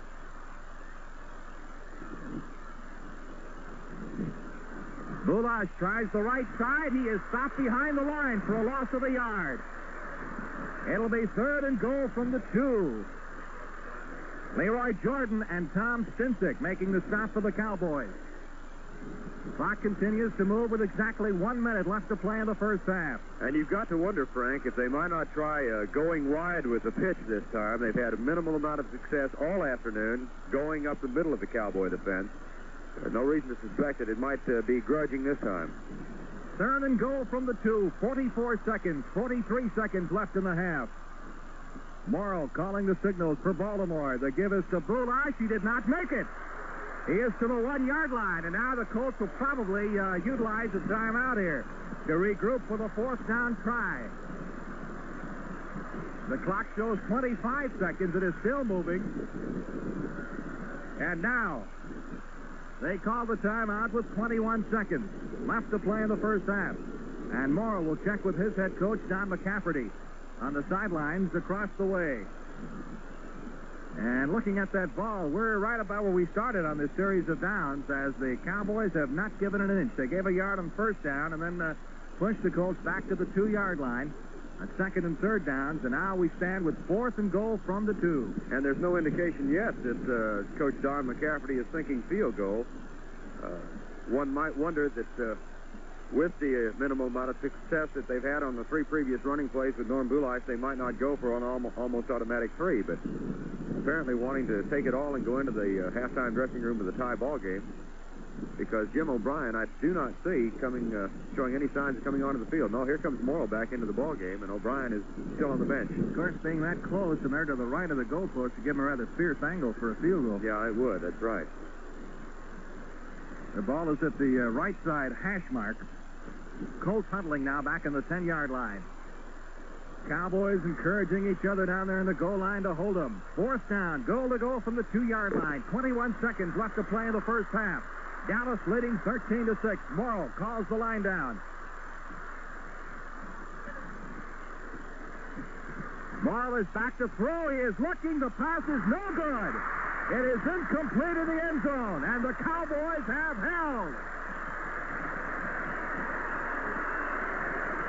The Colts are claiming that their intended receiver out there, the tight end, Tom Mitchell, was held up by the Cowboys. He had a tough time getting through the line of scrimmage, and the pass wasn't really close. So the Cowboys will get the ball with 16 seconds left to play on their 20-yard line with the incompleted forward pass in the end zone. And I think you better give a tremendous amount of credit to Cornell Green, because he did hold Mitchell up at the line of scrimmage, but it was perfectly legitimate technique. That's his man. That's his responsibility, and Mitchell was slow in getting away. They give us to Walt Garrison by Craig Morton as the Cowboys will let the clock run out the final 10 seconds of the first half of Super Bowl V. And Dallas will go to the dressing room with a lead and certainly a big psychological edge in thwarting the Colts on the goal line. And the cheer as the gun sounds, ending the first half with the score. Neither team has made a reappearance here prior to the start of the second half. The wind has died down just a little bit, at least from our vantage point, which is literally on the roof of the Orange Bowl Stadium, high above the action. And the wind has been somewhat of a factor, but not a crucial factor down in the field. We'll check for you the statistics in the first half of play. First downs are tied at 6 apiece, the way things wound up. Total offensive yardage. And this, again, will just go to show you what a defensive-oriented football game this has been. 154 yards for the Baltimore Colts, 135 yards for the Dallas Cowboys. The Cowboys are regarded as the home team this year in the Super Bowl. This is an alternating situation, of course. The NFC team will be the visiting team again next year. The Cowboys had the ball for 35 plays in the first half. The Colts for 26. Dallas picked up 49 yards rushing against 19 for Baltimore. Passing yardage, the Cowboys at 86. The Colts at 135. Gross yards gained passing, Baltimore 135, Dallas 100.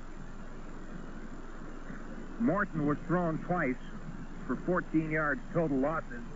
The Cowboy front four did not get to Johnny Unitas or Earl Morrill in the first half, but certainly forced them both to hurry several of their throws, resulting in 2 Dallas interceptions. Baltimore as a team, 5 out of 13 with 2 interceptions. Morton in the first half, 8 out of 16. In the punting department, just about equal. Ron Woodby punted 6 times for a 43-yard average. And David Lee of Baltimore, 3 times for an average of 42.7. And the crowd reaction is to the Colts' reappearance on the turf here. Fumble department, the Cowboys fumbled one and lost one. And so did the Colts. Penalties. The Cowboys 7 times for 91 yards. The Colts 3 times for only 16 yards. We'll review some of the individual stats for you a little bit later. But the Colts, unless they do an about face now, will become the first team to lose the Super Bowl in both leagues. Well, that's right. That's right. Well, you've got to wonder, Frank, what the implications will be of that fantastic goal line stand by the Cowboys. Because Baltimore, Joe Pollack was telling us at the halftime that he was surprised, like we were, I think, that they didn't go for the field goal, which would have at least given them some points on the board and some kind of momentum. But that's always a second-guessing situation. I don't know how many times that a similar situation has arisen, and coaches are always going to be second-guessed on it. McCafferty and his crew obviously felt they had to tie the ball game to go in at halftime, that would give them a great edge. So we will see. And also, of course, the appearance of Earl Morrall has added a new element to this ball game, and the irony is just immense with his appearance in the football game because of his performance in the previous Super Bowl contest when Baltimore was defeated by the Jets. And as you pointed out in the first half, he was more or less the go-to that ball game.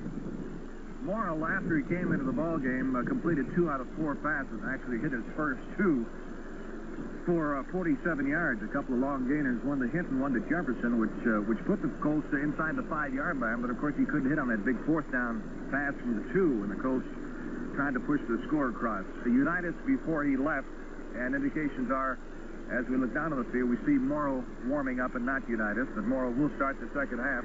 Unitas 3 out of 9 for 88 yards. And that cheer is for the Dallas Cowboys making their reappearance on the field prior to the second half play.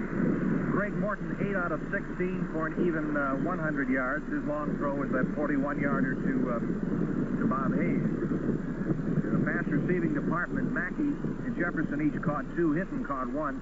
For the Cowboys, Dan Reeves, believe it or not, was the leading pass receiver. 4 catches for 41 yards. Thomas caught 3, including the 7-yarder for the touchdown. Bob Hayes caught 1. And look at these rushing stats here, and you see Norm Bulash with 11 carries and only 8 yards. And you can see what a great job the Cowboy defense has done. Nowatzki carried once for 7. Unitas once for 4. And for the Cowboys, Garrison 5 times for 26 yards. Thomas carried 12 times in the first half for a total of 23 yards. We're down in the press box and talking to some of the folks down there about that deflected touchdown pass to Mackey, and the general consensus of opinion was that nobody could tell one way or the other, and the Cowboy people mainly were saying because of the instantaneous reaction by so many Cowboy players from various different angles, they had reason to believe that thing could have been touched first by a Baltimore player. But if no official saw it, even if it happened that way, of course they couldn't call it. We may have to wait for the developing of the NFL films to determine, because I'm certain with the cameras they've got here, they had a super slow motion angle on the thing, and that's by the way, they have changed the official interpretation as to who deflected the pass. We had thought it was Charlie Waters, but they've now gotten word from the Cowboy bench that Mel Renfro was the fellow ruled guilty of having deflected the pass. Not guilty of, but they say that he was the man who deflected it into Mackey's arms, and that indeed would explain Mel's rage at the completion of the touchdown pass, because it was a highly unusual thing and gave the Colts their only points on the board. We're about ready. Here's Frank. Okay, second half underway. Mike Clark gets the whistle. Here's the boot from left to right. Duncan fields it at the 5-yard line for Baltimore. He's back to the 15 and caught at the 20. Fumbles the football, a loose ball at the 30, and the Cowboys have it. Duncan was really cracked. I don't know who recovered it, but the Cowboys recovered the ball at the 30-yard line. Well, it's another rookie, Frank.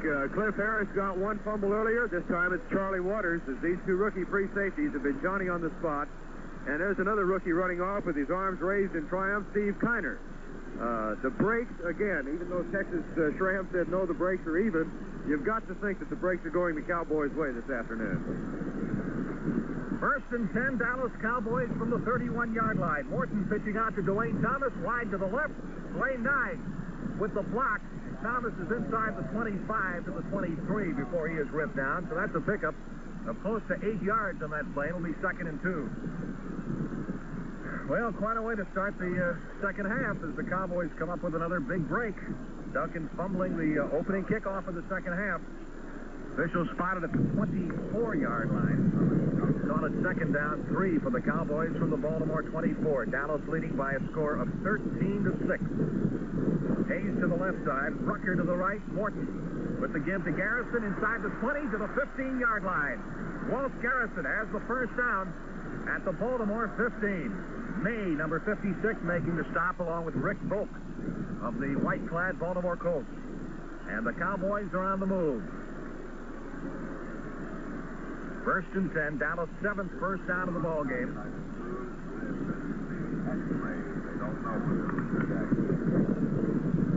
Hayes to the left side, Rucker to the right, Morton feeding Thomas. Thomas nose down, forward to the 12. Pick up the 3 yards on that play. Hendricks making the stop along with Billy Ray Smith. Official word now from the Cowboy, rather the Baltimore bench. Johnny Unitas has suffered bruised ribs. He is being x-rayed. They do not know whether the ribs are cracked or broken. And there's another Colt going off the field. We'll see if we can figure out who that is. Ted Hendricks, the linebacker, has gone off the field and is bending over being tended to by the Baltimore team trainers right now. He's replaced by Bob Grant. Cowboys with a second, call it 7 from the 13-yard line of the Baltimore Colts. Garrison cuts inside the 10-yard line down to the 6. Walt Garrison hitting that hole quickly. That'll set up 3rd down, and the Cowboys will need just 2 for the first down. They have to reach the 4 for their first. Frank, that's the second time in this drive that they've taken advantage of Bubba Smith's quickness on that side of the line. They're trapping Smith, letting him come through. The guard is pulling on the play and cutting him off, and Garrison sweeping to his right is then cutting back inside behind the guard's block and going right where Smith had been penetrating. Second time they've used it successfully. The officials say he was down at the 7-yard line, so call it 3rd down. 2 needed for the first down. Thomas on the pitch out, goes wide to the right, cuts inside to the 5. He's down to the 3-yard line. He has the first down for the Cowboys. Let's see where they mark it. It might be closer to the 2. First and goal to go. Officials mark the ball at the 2-yard line. It is first and goal to go, Dallas. This drive started at the Colts 31 following the fumble recovery. And Calvin Hill is back in the ball game. I suspect we'll see that full house backfield with the 3 bruisers back there. Hill, along with Thomas and Garrison, all in there. And they come up in the eye. Now shift to the full house backfield. First and goal to go from the 2. It is Dwayne Thomas. He is to the 1. He is no indication given yet. He is right down there at the goal line. Was there a fumble? A fumble at the goal line, and they're saying the Colts recovered. Dave Manders has the football in his hands, and he is most upset. And now Craig Morton is conferring with Norm Shocker. He, too, is giving him words. The Cowboys are pleading that the fumble took place after the tackle had been made.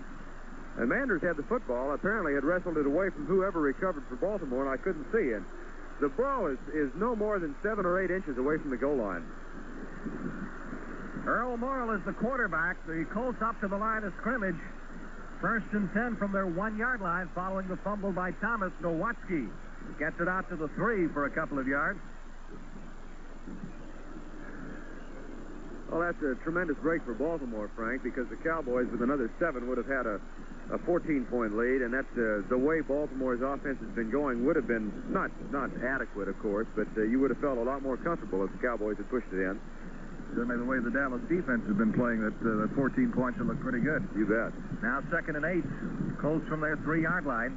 Nowatzki and Bulash lined up in the end zone as Morrill calls the signals. They give us to Bulash. He's across the 5 to the 6-yard line. Picks up another 3. That'll set up 3rd down. Colts will still need a little better than 4 yards for the first down. The ball is marked just shy of the 7, so call it 3rd and 4.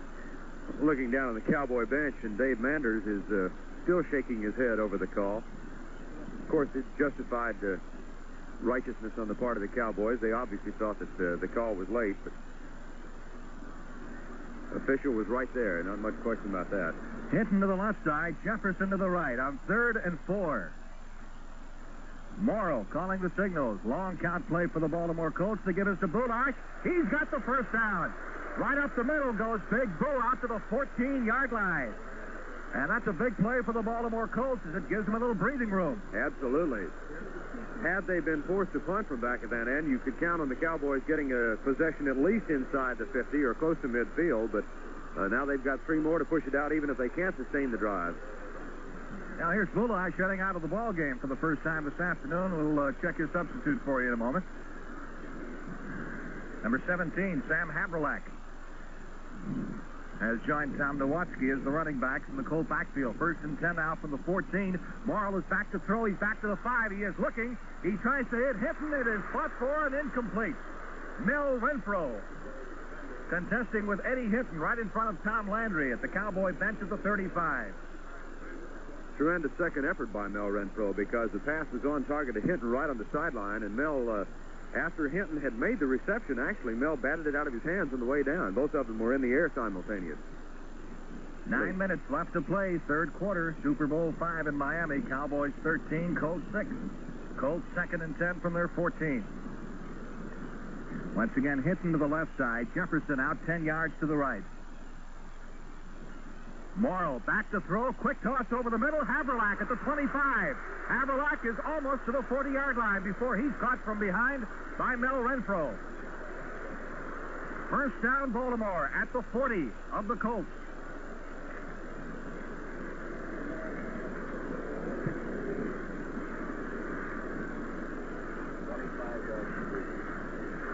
$25 yards on the pass play to Sam Haberlack, who wears number 17. He's a second-year man from Bucknell, 6'2", 195. Jefferson to the right side, Hinton to the left. Colt fans setting up a chant of go, go here in the Orange Bowl as Morrill calls the signals. Here's the draw play with the give to Nowatzki. Across the 40 to the 45 to the 46-yard line as Nowatzki picks up 6 yards. And the Baltimore offense behind Earl Morrill has done a good job moving that ball out from the 1-yard line now to the Colts 46. Morrill doing a great job of mixing his plays, too. He's a very varied play selection so far, and he's gotten the Cowboys off balance a couple of times. Morrill, 15-year veteran, 36 years old, played his college football at Michigan State. 2nd and 4, Colts from their 46. Haberlack tries the right side. Stops shy of midfield, Dave Edwards. Over there, so is Charlie Waters, Larry Cole.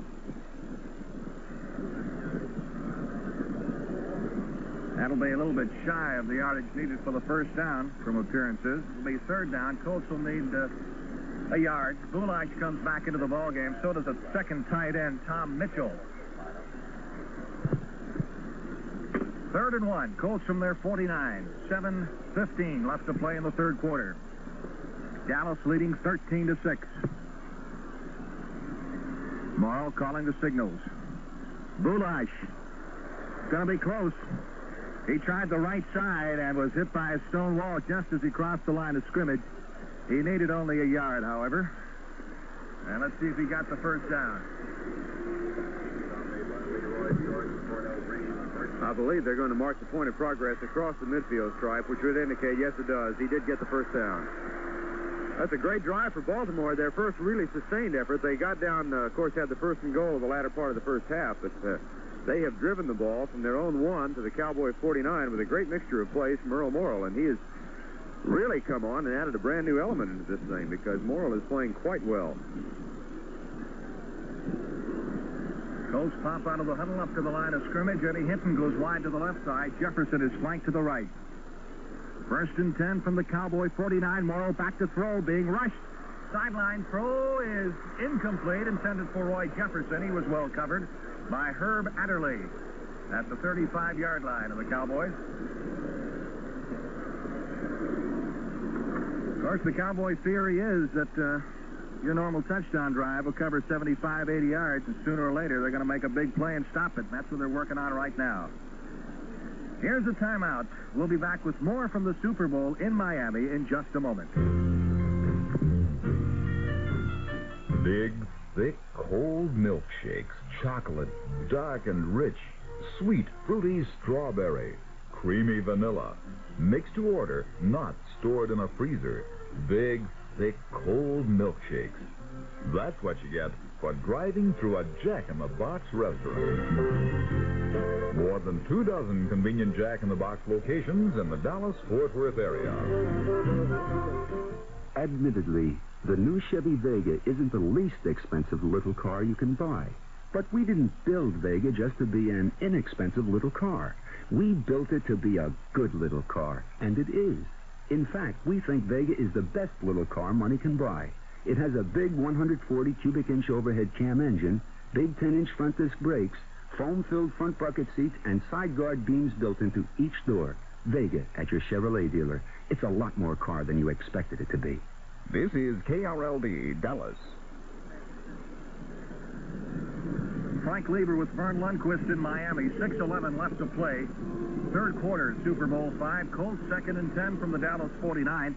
Cowboys have put in what amounts to a prevent defense now. They've inserted Mark Washington along with Tom Stinsick into the lineup. Howley is out of there, so is Dave Edwards. So they've got 5 defensive backs as Morrow brings the Colts up to the line of scrimmage. Back to throw. Big rush by Lilly. The pass is completed to Bumash at the 44-yard line. He is dropped immediately by Leroy Jordan.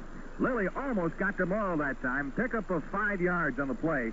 And the Cowboys had the double blitz on, both Dave Edwards and Chuck Howley blitzing on the play. Morrow did a great job to get that thing off. He barely got it off in time because Lilly was there. Maximum pressure applied by the Cowboys, and this could be a key down. And of course, every third down is. Bobby Lane's old maxim, not to the contrary, that there's only one down in football.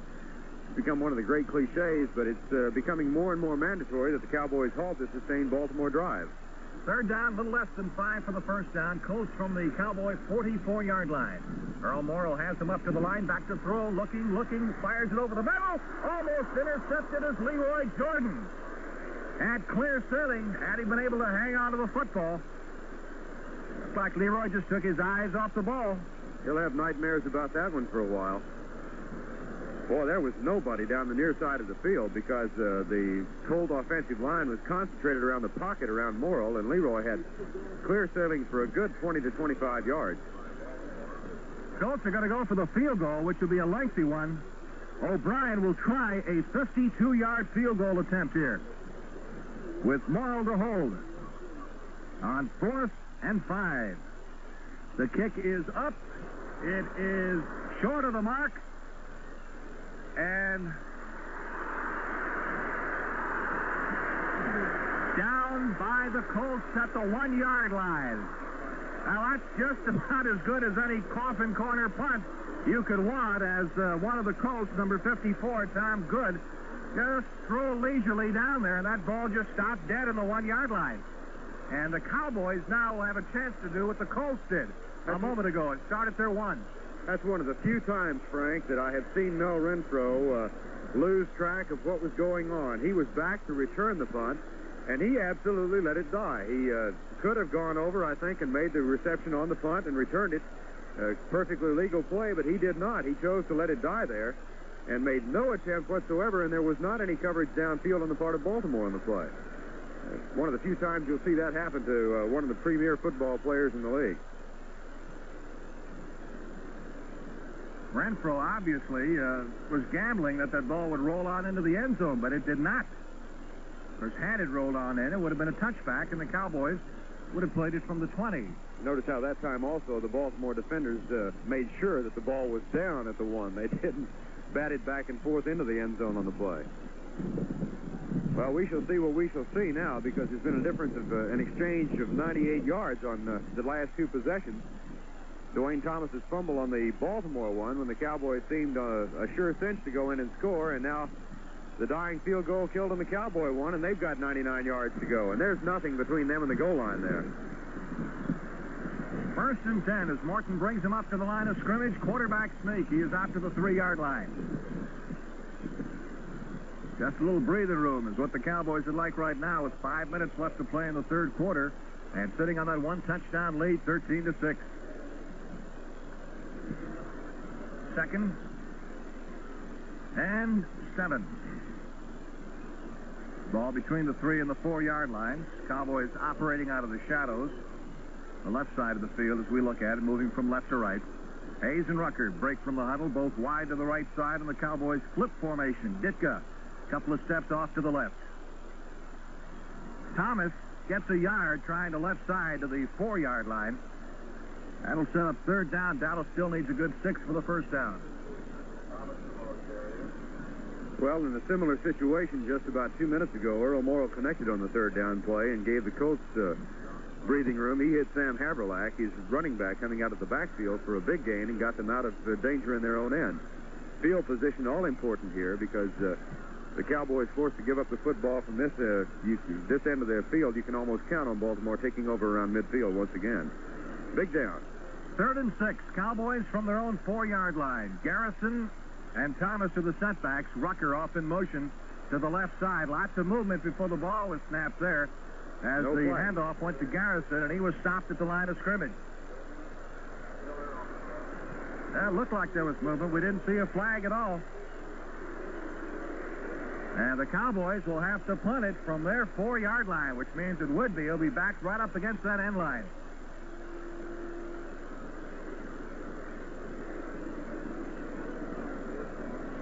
Ron Gardine, who is the Colts safety man, is standing in Cowboy territory at the 47-yard line. The short man, Jerry Logan, standing on about the Dallas 32. So it would appear that there's just no way that the Colts couldn't come out with good field position here.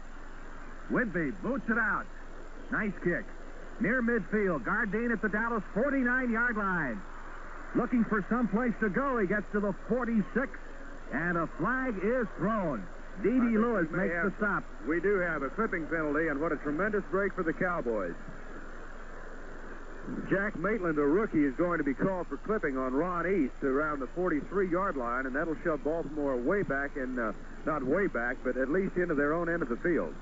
Now, that's one thing. Certainly, the Colts didn't want that particular play because they were almost guaranteed field position inside the Cowboys' end of the field. But now with the clipping penalty, the yardage will be stepped off back to the Baltimore 39-yard line, and the Colts will play it from there. And we notice that John Unitas is warming up again behind the Colts bench.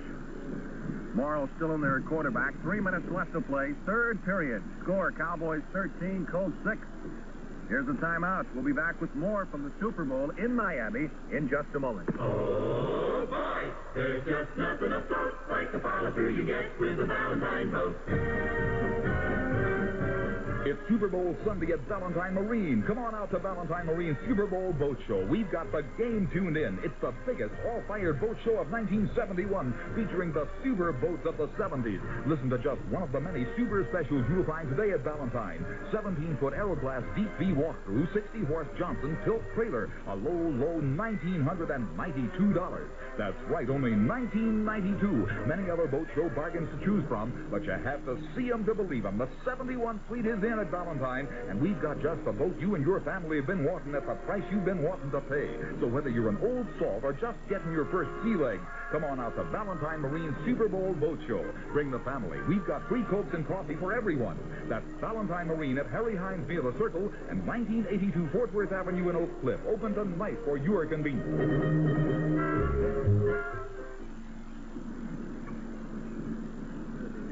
80,000 fans looking out at the Orange Bowl in Miami. Not a cloud in the sky. Brilliant sunshine. Weather around 70 degrees. And the Colts have a first down at their 39-yard line following that clipping penalty a moment ago. Earl Morrow still in their quarterback. Sends Hinton wide to the left side. Morrow calling the signals. Once again, a long count play. The give is to Nowatzki, who goes wide around the right side. And he is upended by Herb Adderley as he tried to turn the corner just about at the line of scrimmage. Maybe a yard.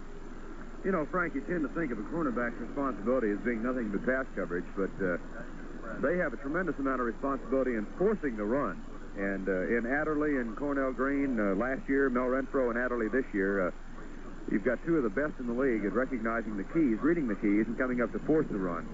Adderley did just that just then and forced the no-gain play.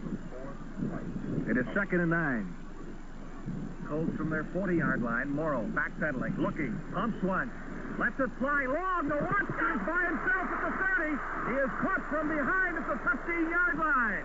Tom Nowatzki got 10 yards behind everybody, and Morrow just laid it out there for him.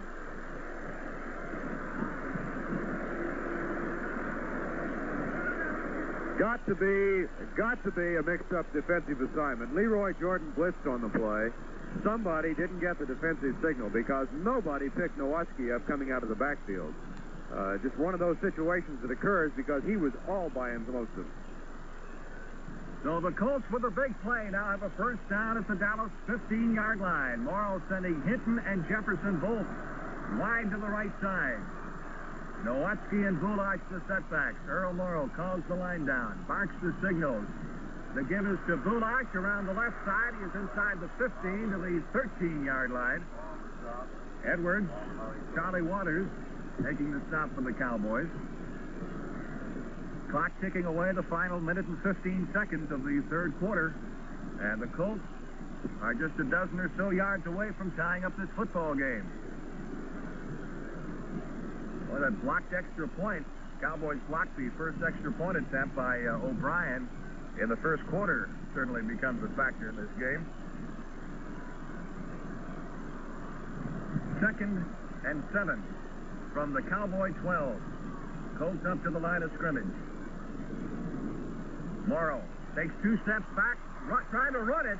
On the quarterback draw, he gets a yard to the 11-yard line. Jethro Pugh got a hold of one leg and just wouldn't let go. And the reinforcements arrived quickly in the person of George Andre and Bob Lilly. Attendance for Superbowl V, gentlemen, 80,000. So the ball is at the 11-yard line. The Baltimore Colts have a 3rd and 6.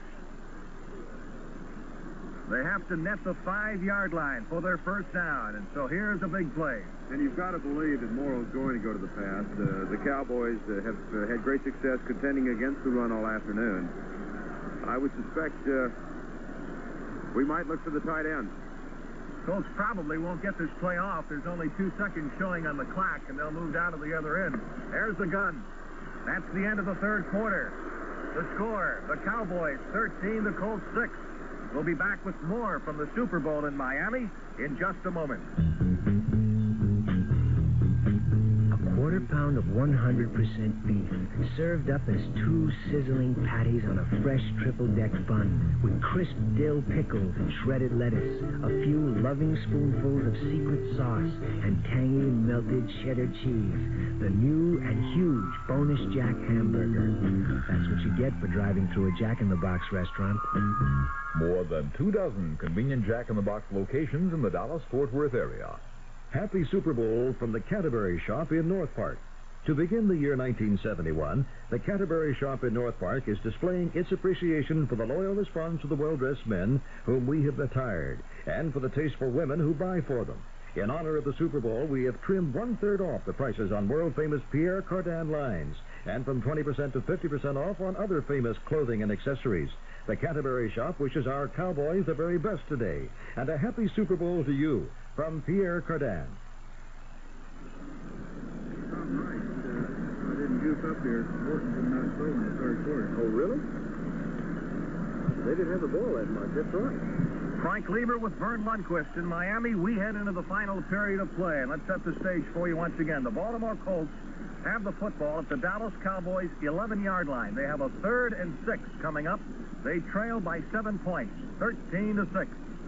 So this has to be a crucial call. Earl Morrow spent the timeout between quarters on the sidelines conferring with Don McCafferty as head coach. Some strange things have happened in this football game. Colts now huddling back at the 20-yard line. Now up to the line of scrimmage, led by their center, Bill Curry. Jefferson to the right side. Hitting to the left. Bulach and Nowatzki the setbacks. 3rd and 6. Morrow back to throw. Looks. Still looking. Fires into the end zone and is intercepted. Chuck Howley Intercepted for the touchback. And the Cowboys will take over on the 20. Second interception for veteran linebacker Chuck Howley.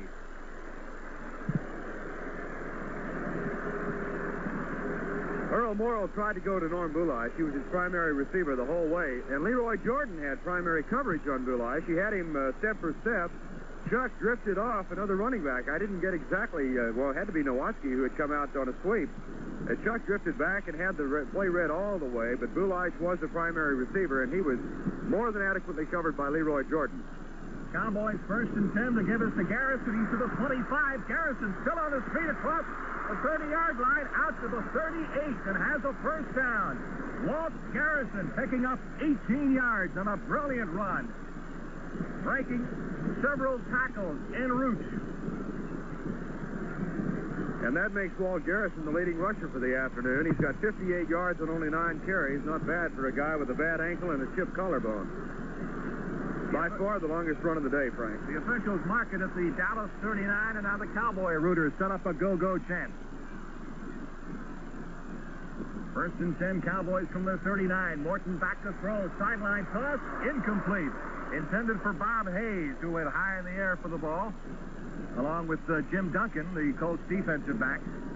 And set up the 2nd and 10. Kind of curious. 6 turnovers in the ball game now. I wanted to make note of 3 interceptions now, and 3 fumble recoveries by the Cowboys. Kind of curious. That's Craig Morton's first pass of the second half. He's now 8 for 17. Has not been throwing perhaps as well as he did last week in San Francisco, but by no means is he throwing as poorly as he did against Detroit in the first playoff game. 14 minutes, 12 seconds left to play in Superbowl V. Here's Morton back to throw again on 2nd down. Short toss out to Dwayne Thomas at the 40-yard line. Thomas gets up to the 42.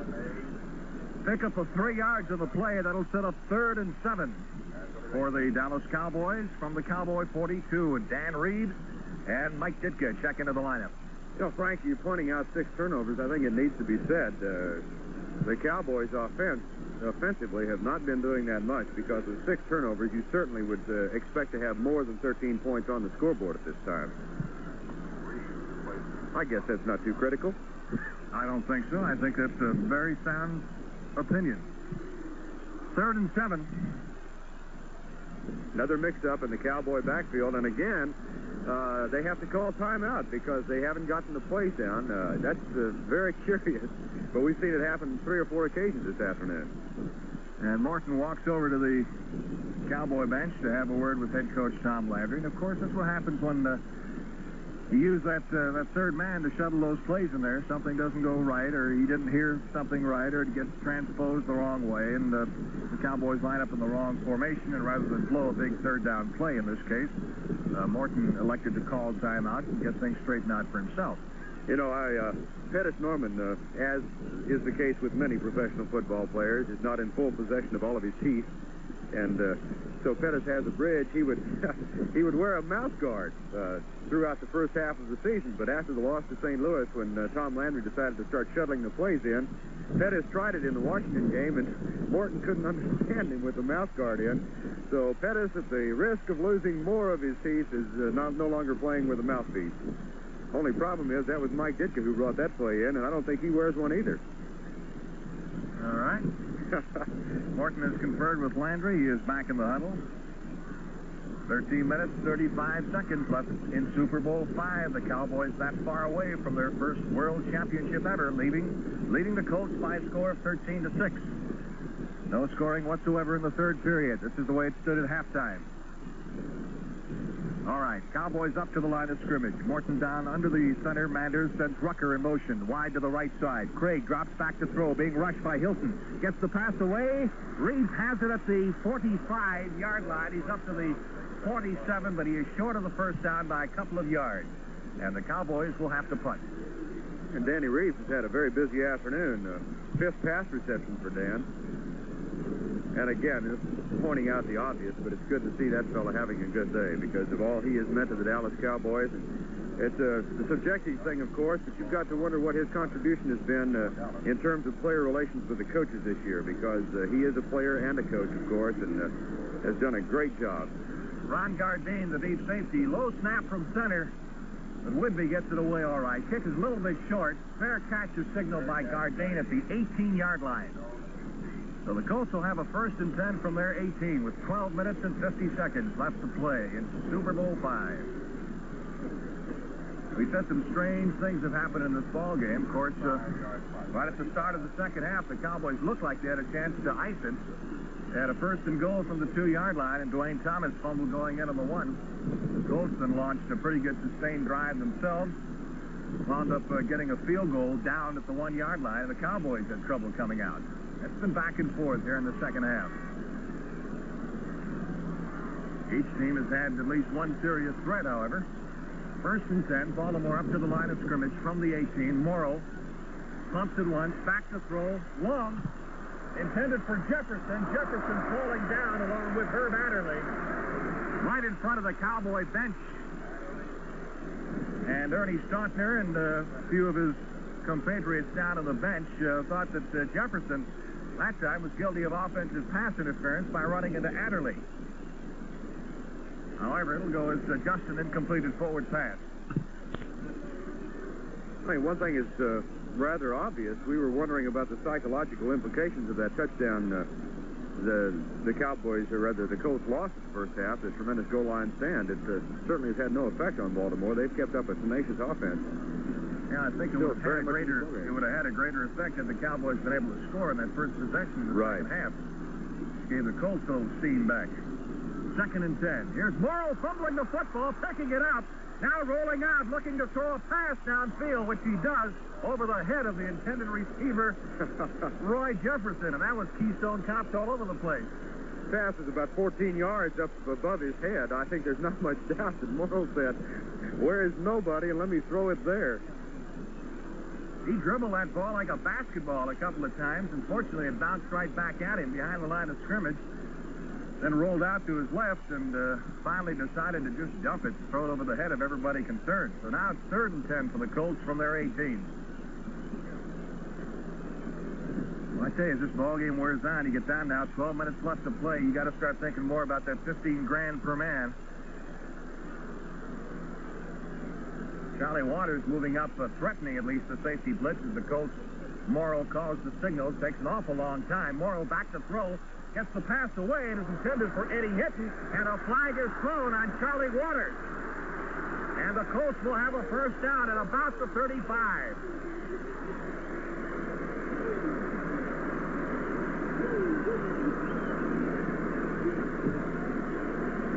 Boy, Waters looked like he's going to set the new world record for the high jump in protesting that pass interference call. 1st and 10. The officials mark it at the 31-yard line of the Colts. You know, maybe a giveaway, though, Frank. Charlie started protesting before they threw the flag. I saw him jump a couple of feet in the air, and then the flag came out, so I think he may have known it was awfully close.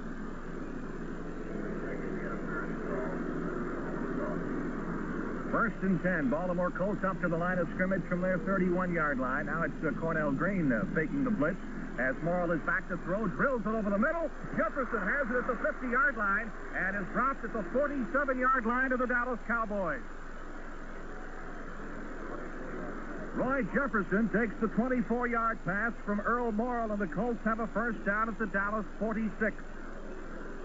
Well, the pressure just doesn't ease up, does it? And the clock is all important, 11:45 to go. And, of course, if Baltimore should score, you start thinking playoffs. I mean, sudden death. They don't call this one a tie. Morrill brings him up to the line of scrimmage. Jefferson wide to the right side. Hinton is split to the left. Morrill this time going with the draw to Nowatzki. He gets back to the line of scrimmage, and no more. Leroy Jordan breaking through to bust it up along with Chuck Howley and Larry Cole. 2nd and 10. Colts from the Dallas 46-yard line. You know, Frank, there has never been a Super Bowl game in the previous 4 that have been played that has been really that close. And certainly they can't complain about this one not being close, but I don't think this is quite what they had expected because it's been such an unusual ball game. Jefferson to the right side, Hinton to the left. Again, Morrill calls the signals, back to throw, flips the short toss to Haverlack, tries to get away from Adderley and can't, and is tripped up after a gain of just 2 yards. So the ball moves to the 44-yard line of the Dallas Cowboys. It is now 3rd and 8 for the Baltimore Colts. 10 minutes and 30 seconds left to play in the football game. And we'll have to switch now. Perhaps you heard the PA in the background from the press box. They're calling the interference on Mel Renfro on that third down pass a while ago in which Charlie Waters protested so vehemently. Here's a big third down play again for the Baltimore Colts. 3rd and 8 from the Dallas 44. Haverlack and Nowatzki, the setbacks. Ball is back to throw. The safety blitz is on. The ball is batted in the air, and it is caught by a Colt, I believe, or else falls incomplete at the 50-yard line. But there is a flag down. A flag is down in the defensive backfield. Let's see what happens. Yeah, we've got a holding call against Cornell Green down there, and boy, that'll give Baltimore a brand new first down on the 33-yard line as where the flag is. And Cornell is most upset again. Baltimore has life.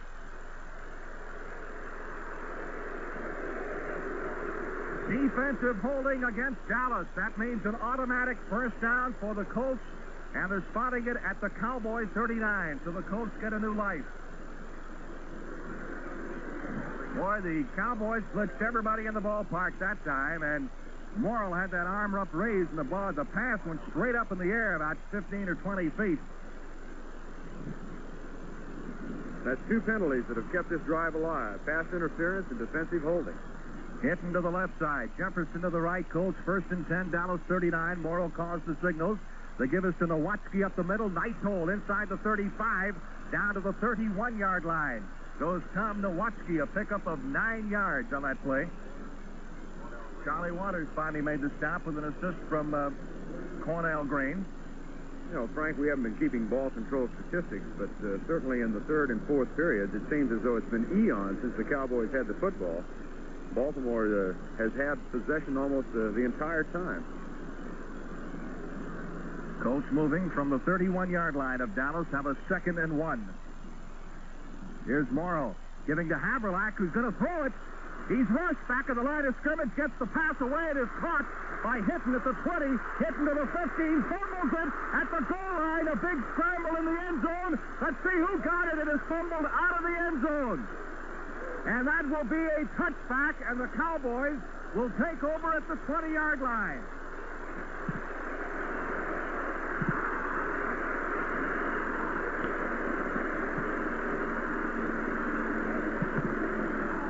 Wow. Morrill pitched out to Haverlack, who tried to throw the halfback pass. He hit Hitton right across the middle. Hitton went for the goal line. The ball was jarred loose about the 10. It rolled to the goal line and then was batted around in the end zone and finally went out of the end zone, which, of course, is an automatic touchback. And Dallas will take over at the 20. Well, in an afternoon of goofy plays, friends, that was the goofiest, and it seems to symbolize the way things have gone. Mel Renfro is the guy who made the tackle on Hinton about the 5, forcing the fumble. And that, believe it or not, is 7 turnovers for the Baltimore Colts. They have fumbled 4 times, 3 pass interceptions for the Cowboys, and still, it's only 13-6. Well, you've got to wonder now, there's a temporary timeout on the field, but the Cowboys have possession of the football. 9:11 remaining on the clock. The running game has not gone that well for Dallas this afternoon, but if they could get any kind of sustained running game going now and maintain control of the football for just 5 or 6 minutes, it could be vitally important in chewing up that time and salting away what has been an eeky victory or eeky lead so far.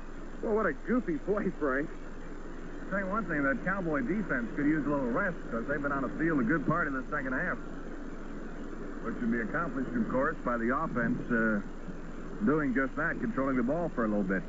Haverlack, when he finally threw the football, had 2 receivers side by side. He had Hinton and Roy Jefferson in the same area. It was so obviously broken patterns on the thing, and boy, he zinged the ball in there, though. Oh, what a crazy afternoon. That's been like the rest of the year, I guess. Yeah. In a sense, this has been some kind of strange year. And you talk about, things bouncing right for the Dallas Cowboys, and it certainly happened this afternoon. They can't complain they didn't get their share of the breaks today.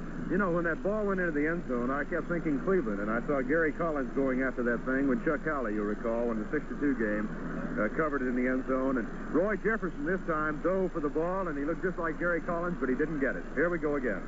Craig Morton on the first play from scrimmage gives to Garrison, who moves it out to the 22-yard line. Stacked up on the left side of the Colts defensive line. Veteran Billy Ray Smith is in there, so is Bubba Smith. Officials mark it at the 23. Pick up of 3 yards. 2nd and 7. 8 minutes, 45 seconds left to play in Super Bowl V, and the clock is moving. Cowboys leading 13-6. Rucker wide to the left side. Hayes flank to the right. Here's Morton back to throw. Pass was intended for Dwayne Thomas, but Thomas had his back to Morton when it came, as he was firing out of the backfield. So it goes as an incompleted forward pass. And we'll set up a 3rd and 7.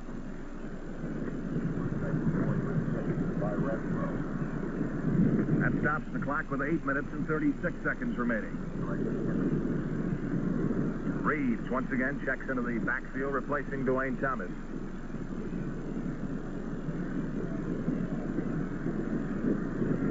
Rucker to the left side. Hayes breaks out to the right. Garrison and Reeves the setbacks. Here's Morton dropping straight back to throw. Gets the pass away. It is intercepted. Volk at the 20, 15, 10. Rick Volk is down to the 3-yard line. 1st and goal to go, Baltimore.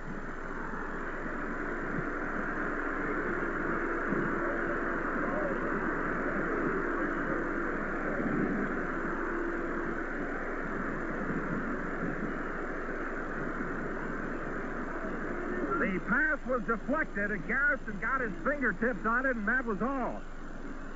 And Rick Volk picked it off at about the 30-yard line, returned it to the 3. And the Colts have a 1st and goal from the Dallas 3.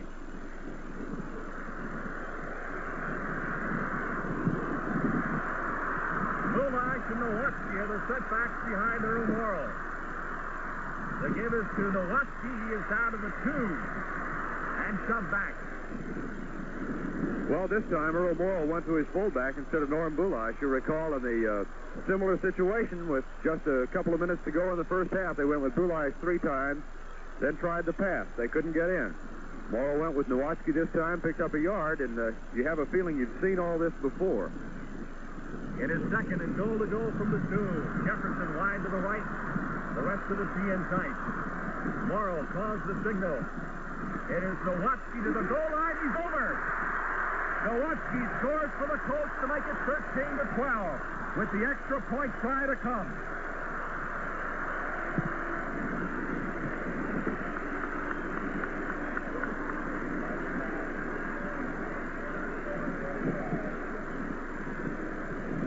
Seven minutes, 35 seconds left to play in Super Bowl V. And Jim O'Brien, the rookie from Cincinnati, has a lot of pressure on him now. He had his first extra point attempt blocked. Morrill will hold. O'Brien will kick if he makes it. It's a tie ball game. Here's the snap. It is down. It is up. It is good. The Colts 13, the Cowboys 13. We'll be back with more from the Super Bowl in Miami in just a moment. Oh, boy, there's just nothing afloat like the follow-through you get with the Valentine boat. It's Super Bowl Sunday at Valentine Marine, and Valentine's having the biggest boat show blast of 1971, featuring the new and exciting boats for the 70s. During Valentine Marine's Super Bowl Boat Show, you'll find dozens of tremendous money-saving specials on the greatest names in boating. Here's a typical super special you'll find today at Valentine. 17-foot Aeroblast Flyhull, 85-horse Johnson Dilly trailer, an incredibly low $2,492. That's right, only $24.92. We've got boats of every size and shape, all at boat show prices. But you've got to see them to believe them. The 71 fleet is in at Valentine Marine, and we've got a boat for every family and every budget. So what are you waiting for? Come on out. We've got the game tuned in. Don't miss the gigantic Super Bowl boat show going on right now at Valentine Marine. Free Cokes and coffee for everyone. Harry Hines via the Circle and 1982 Fort Worth Avenue in Oak Cliff. Open tonight for your convenience.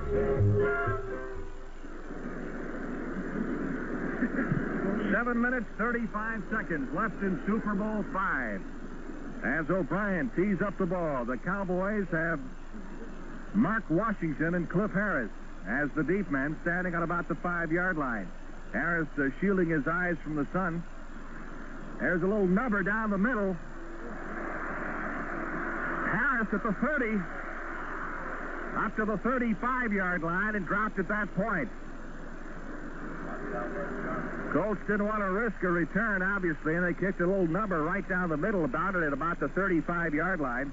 When high in the air, Steve Kiner tried to field it, and then Harris took it on the run at about the 20 and returned it to the 35. So the Cowboys will go to the offense. 1st and 10 from their 35-yard line with 7 minutes, 20 seconds left to play in Super Bowl V. Morton brings them up to the line of scrimmage. The give is to Thomas, or rather to Calvin Hill, who has just come into the ball game, and Hill is dropped after a pickup of 1 yard by Bubba Smith.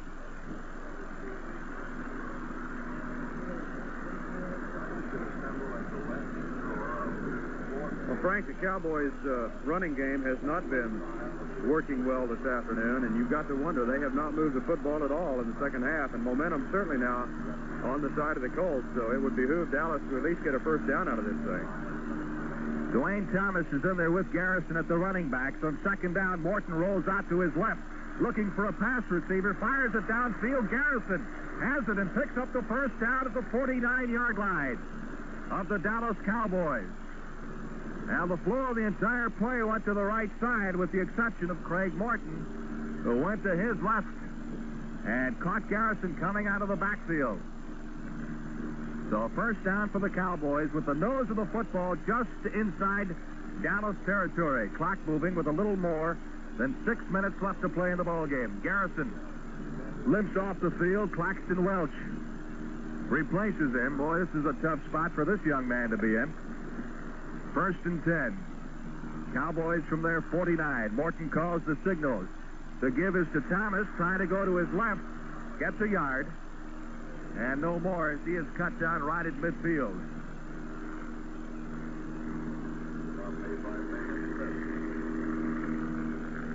Ray May, who's played a great game at outside linebacker for the Colts, made the tackle. It'll be second, little more than 9 needed for the first down. Nose of the football is now on the Baltimore Colts side of the 50-yard line. Tie football game. 13-13, and we go sudden death if we don't resolve it in regular time. On 2nd and 9, Morton fakes to Thomas, back to throw, has the pass partially deflected as he was decked just as he threw the football by Bubba Smith and Ted Hendricks. It goes as an incompleted forward pass and will set up 3rd and 9. Craig Morton now 11 of 23 for the afternoon. But, again, has not had great success hitting his wide receivers. He's been hitting his backs, but that's about it. Bobby Hayes has caught only 1 pass this afternoon. Reggie Rucker has yet to catch a pass, and we had thought that he would be a factor in this ball game. We might look for Rucker on this play. Big play for the Cowboys. 3rd and 9 as they move from midfield. Morton straight back, trying to get it away. He does to Garrison at the 50. Garrison is to the 45-yard line. Not enough for the first down. They come up about 4 shy with 4th down coming up. Frank, it'll be a 52-yard field goal for Mike Clark if they choose to try it. I don't know whether they will. No, they will not. Ron Whitby coming on the field.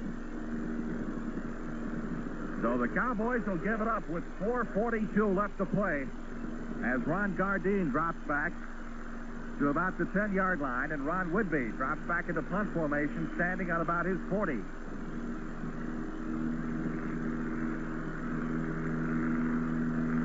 Good snap from center. Whitby kicks it away, angling it for the corner, bounces at the 10, rolls to the 5-yard line, and going to be down inside the 5 by the Cowboys. Great effort by Cliff Harris, who downed it at the 5. So the Colts will start from their 5-yard line on this drive with 4:15 left to play in the ball game. On a 45 yards by Ron Whitby. Things are getting tenser and tenser. They said this would be a close one, and boy, they were right. I'll tell you that. It couldn't be any closer. The Colts 13, the Cowboys 13. The clock moving, 4 minutes left to play. Earl Morrall on in place of the injured John Unitas, quarterbacking Baltimore here in the second half. Bulash and Nowatzki the setbacks. It's Nowatzki cracking off left tackle out to the 8 for a pickup of 3 yards.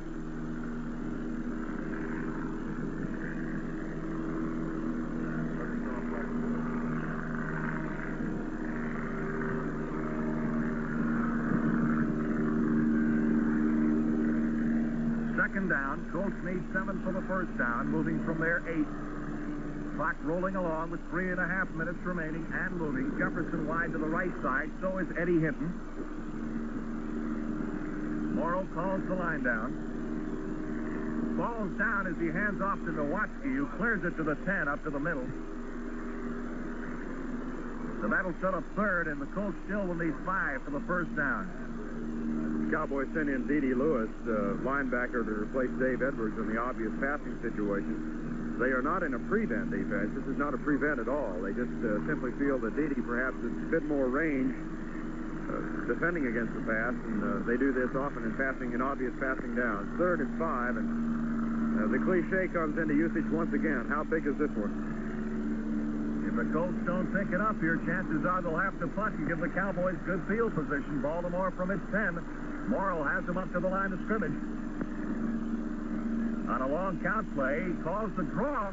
Bulash trying to go outside, gets away from Andre, but it's stopped at about the line of scrimmage. So call it no gain, and the Colts will be forced to punt with 2.5 minutes left to play. Big Bob Lilly had first contact with Bulash, and Bulash broke the tackle, but Bob got over and helped on the final tackle, and now the Cowboys, just 2:11 remaining, 2:09. We're going to get the 2-minute warning, perhaps, right after we get this play off. David Lee will punt from 5 yards, deep in his end zone. Renfro and Hayes standing at the 50. And here's the whistle, indicating the 2-minute warning to go to both benches. We'll be back with more from the Super Bowl in Miami in just a moment. A stone-ground corn tortilla, deep-fried and stuffed with meat, Mexican herbs and spices, crisp shredded lettuce, tangy cheddar cheese, and topped off with our middle-of-the-road hot sauce. A terrific taco. That's what you get for driving through a Jack-in-the-Box restaurant. More than 24 convenient Jack-in-the-Box locations in the Dallas-Fort Worth area. Admittedly, the new Chevy Vega isn't the least expensive little car you can buy. But we didn't build Vega just to be an inexpensive little car. We built it to be a good little car, and it is. In fact, we think Vega is the best little car money can buy. It has a big 140 cubic inch overhead cam engine, big 10-inch front disc brakes, foam-filled front bucket seats, and side guard beams built into each door. Vega at your Chevrolet dealer. It's a lot more car than you expected it to be.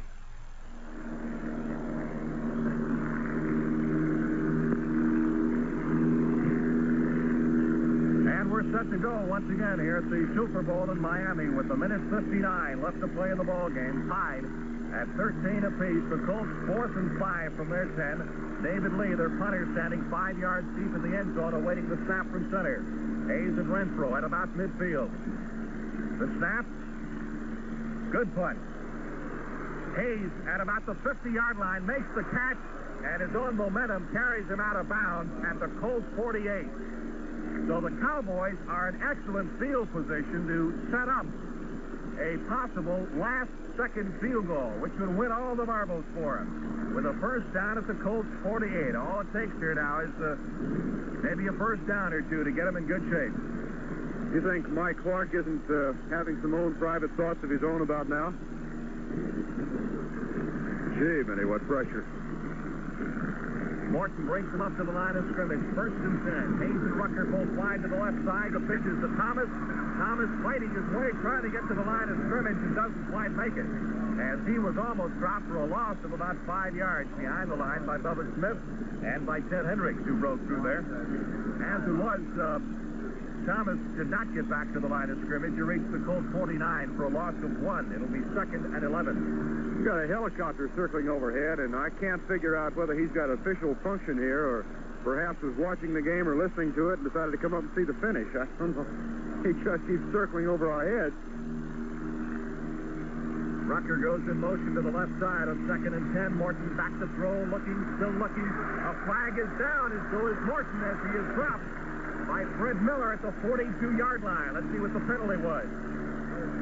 It was thrown behind the line, which would indicate holding against the Cowboys.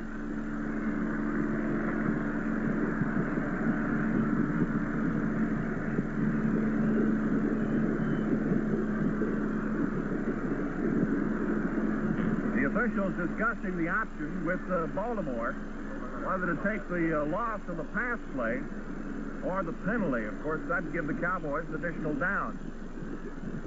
But apparently they're going to take the penalty infraction, get the Cowboys as far away from that goal line as they can.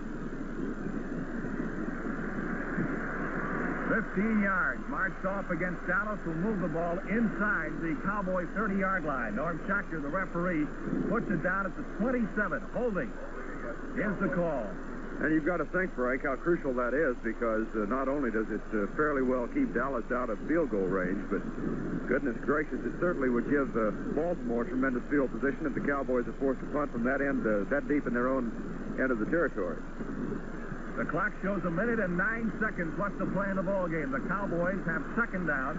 They need 34 for the 1st down from their 27-yard line. Morton rolling out to his right, chased by Bubba Smith, still looking. Gets the pass away, it's intercepted. Mike Curtis has it at the 30-yard line. Curtis is down at the 28.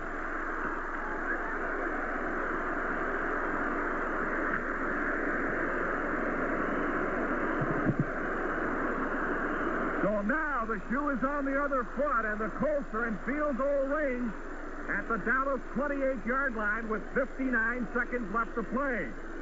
And it is now up to the Cowboy defense. And the pressure now shifts to the Colts field goal kicker, Jim O'Brien, who, keep in mind, is only a rookie.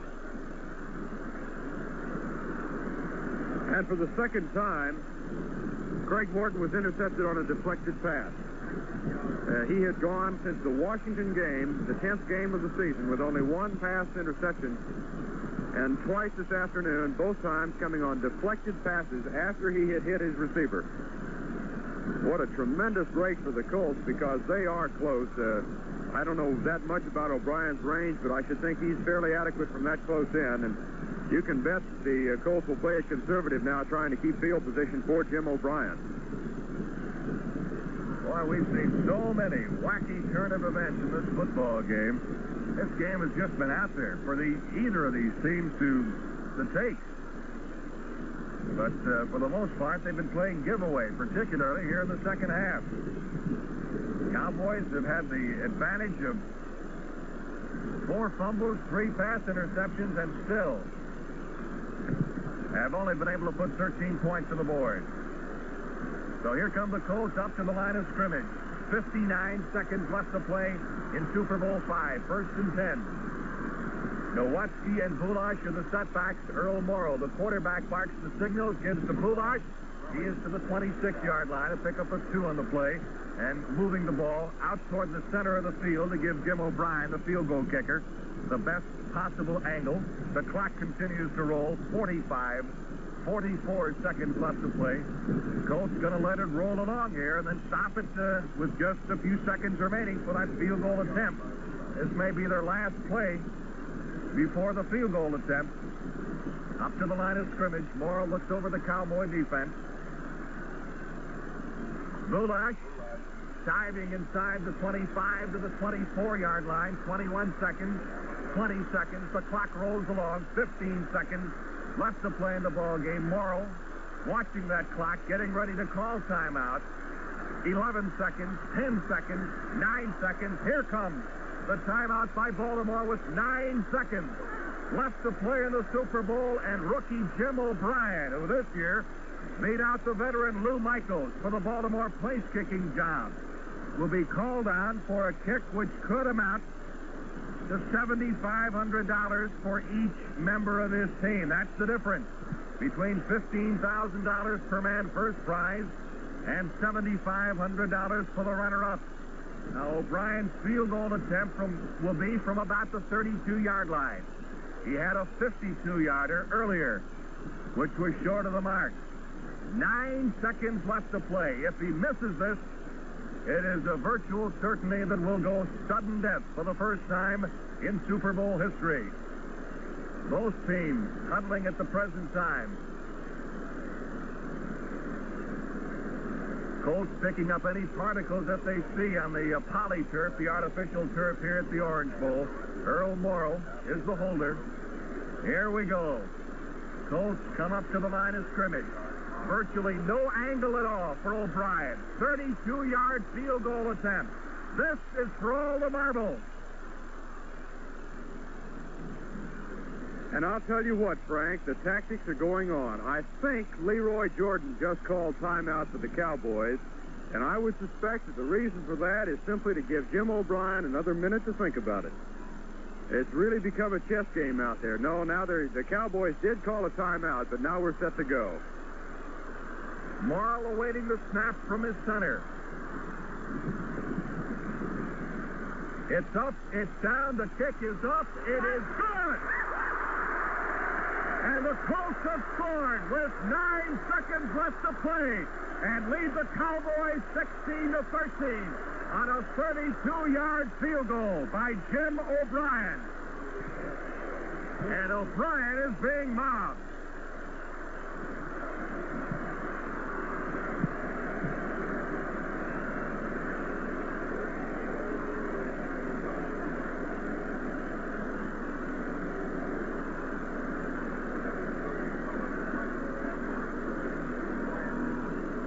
Bob Lilly expressing the frustration of perhaps every Dallas Cowboy and fan as well, just threw his helmet from his own 30 to the Baltimore 40. You can bet the Colts will spin this kickoff to prevent a Cowboy return, as the clock now shows just 5 seconds left to play in Super Bowl V. And O'Brien, the young rookie from Cincinnati, is the man of the hour.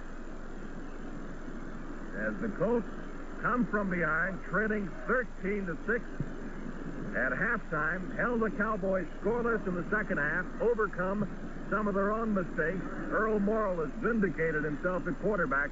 Here's the kickoff, picked up by Steve Kiner at the 40-yard line. He is dropped immediately. There is 1 second left. The Cowboys immediately call timeout. There will be time for one play.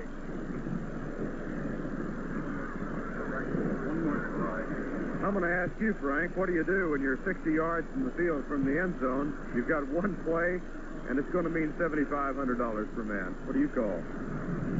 I don't know, but I'm looking at Craig Morton, who is walking over to the sidelines and conferring with head coach Tom Landry, and I'm sure they're calling it. Of course, it happened in a pro football game earlier this season involving the Oakland Raiders and the New York Jets. They won a ball game with a long pass with 1 second left to play, but you can bet the Colts are going to have everybody looking for that pass, and it would have to be an impossible task at this point.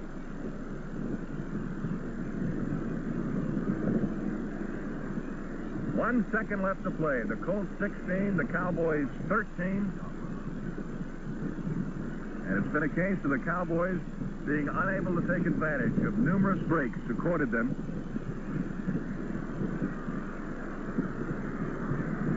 And the offense's inability to move the ball in the second half. Here's Morton back to throw. Lets it fly downfield. It is intercepted, intended for Hayes. Jerry Logan picks it off. He has run out of bounds. The ball game is over, and the Colts are Super Bowl champions, beating the Cowboys by a score of 16-13 on a field goal of 32 yards with 9 seconds left to play by rookie Jim O'Brien. And that's pressure. We'll be back with more from the Super Bowl in Miami in just a moment. Oh, boy, there's just nothing afloat like the follow-through you get with the Valentine boat.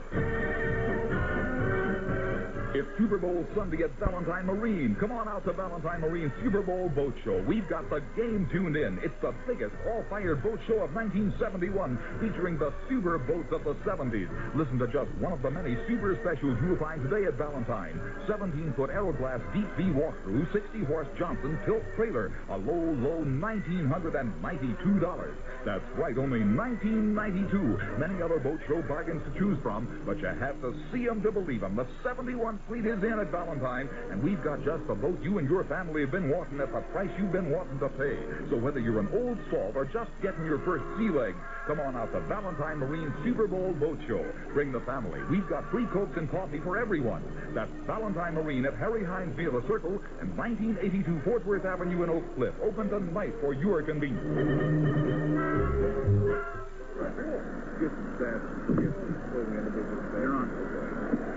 Frank Lieber along with Vern Lundquist back at Miami, and it'll be a kind of a sad homecoming now for the Cowboys tomorrow to lose one this way.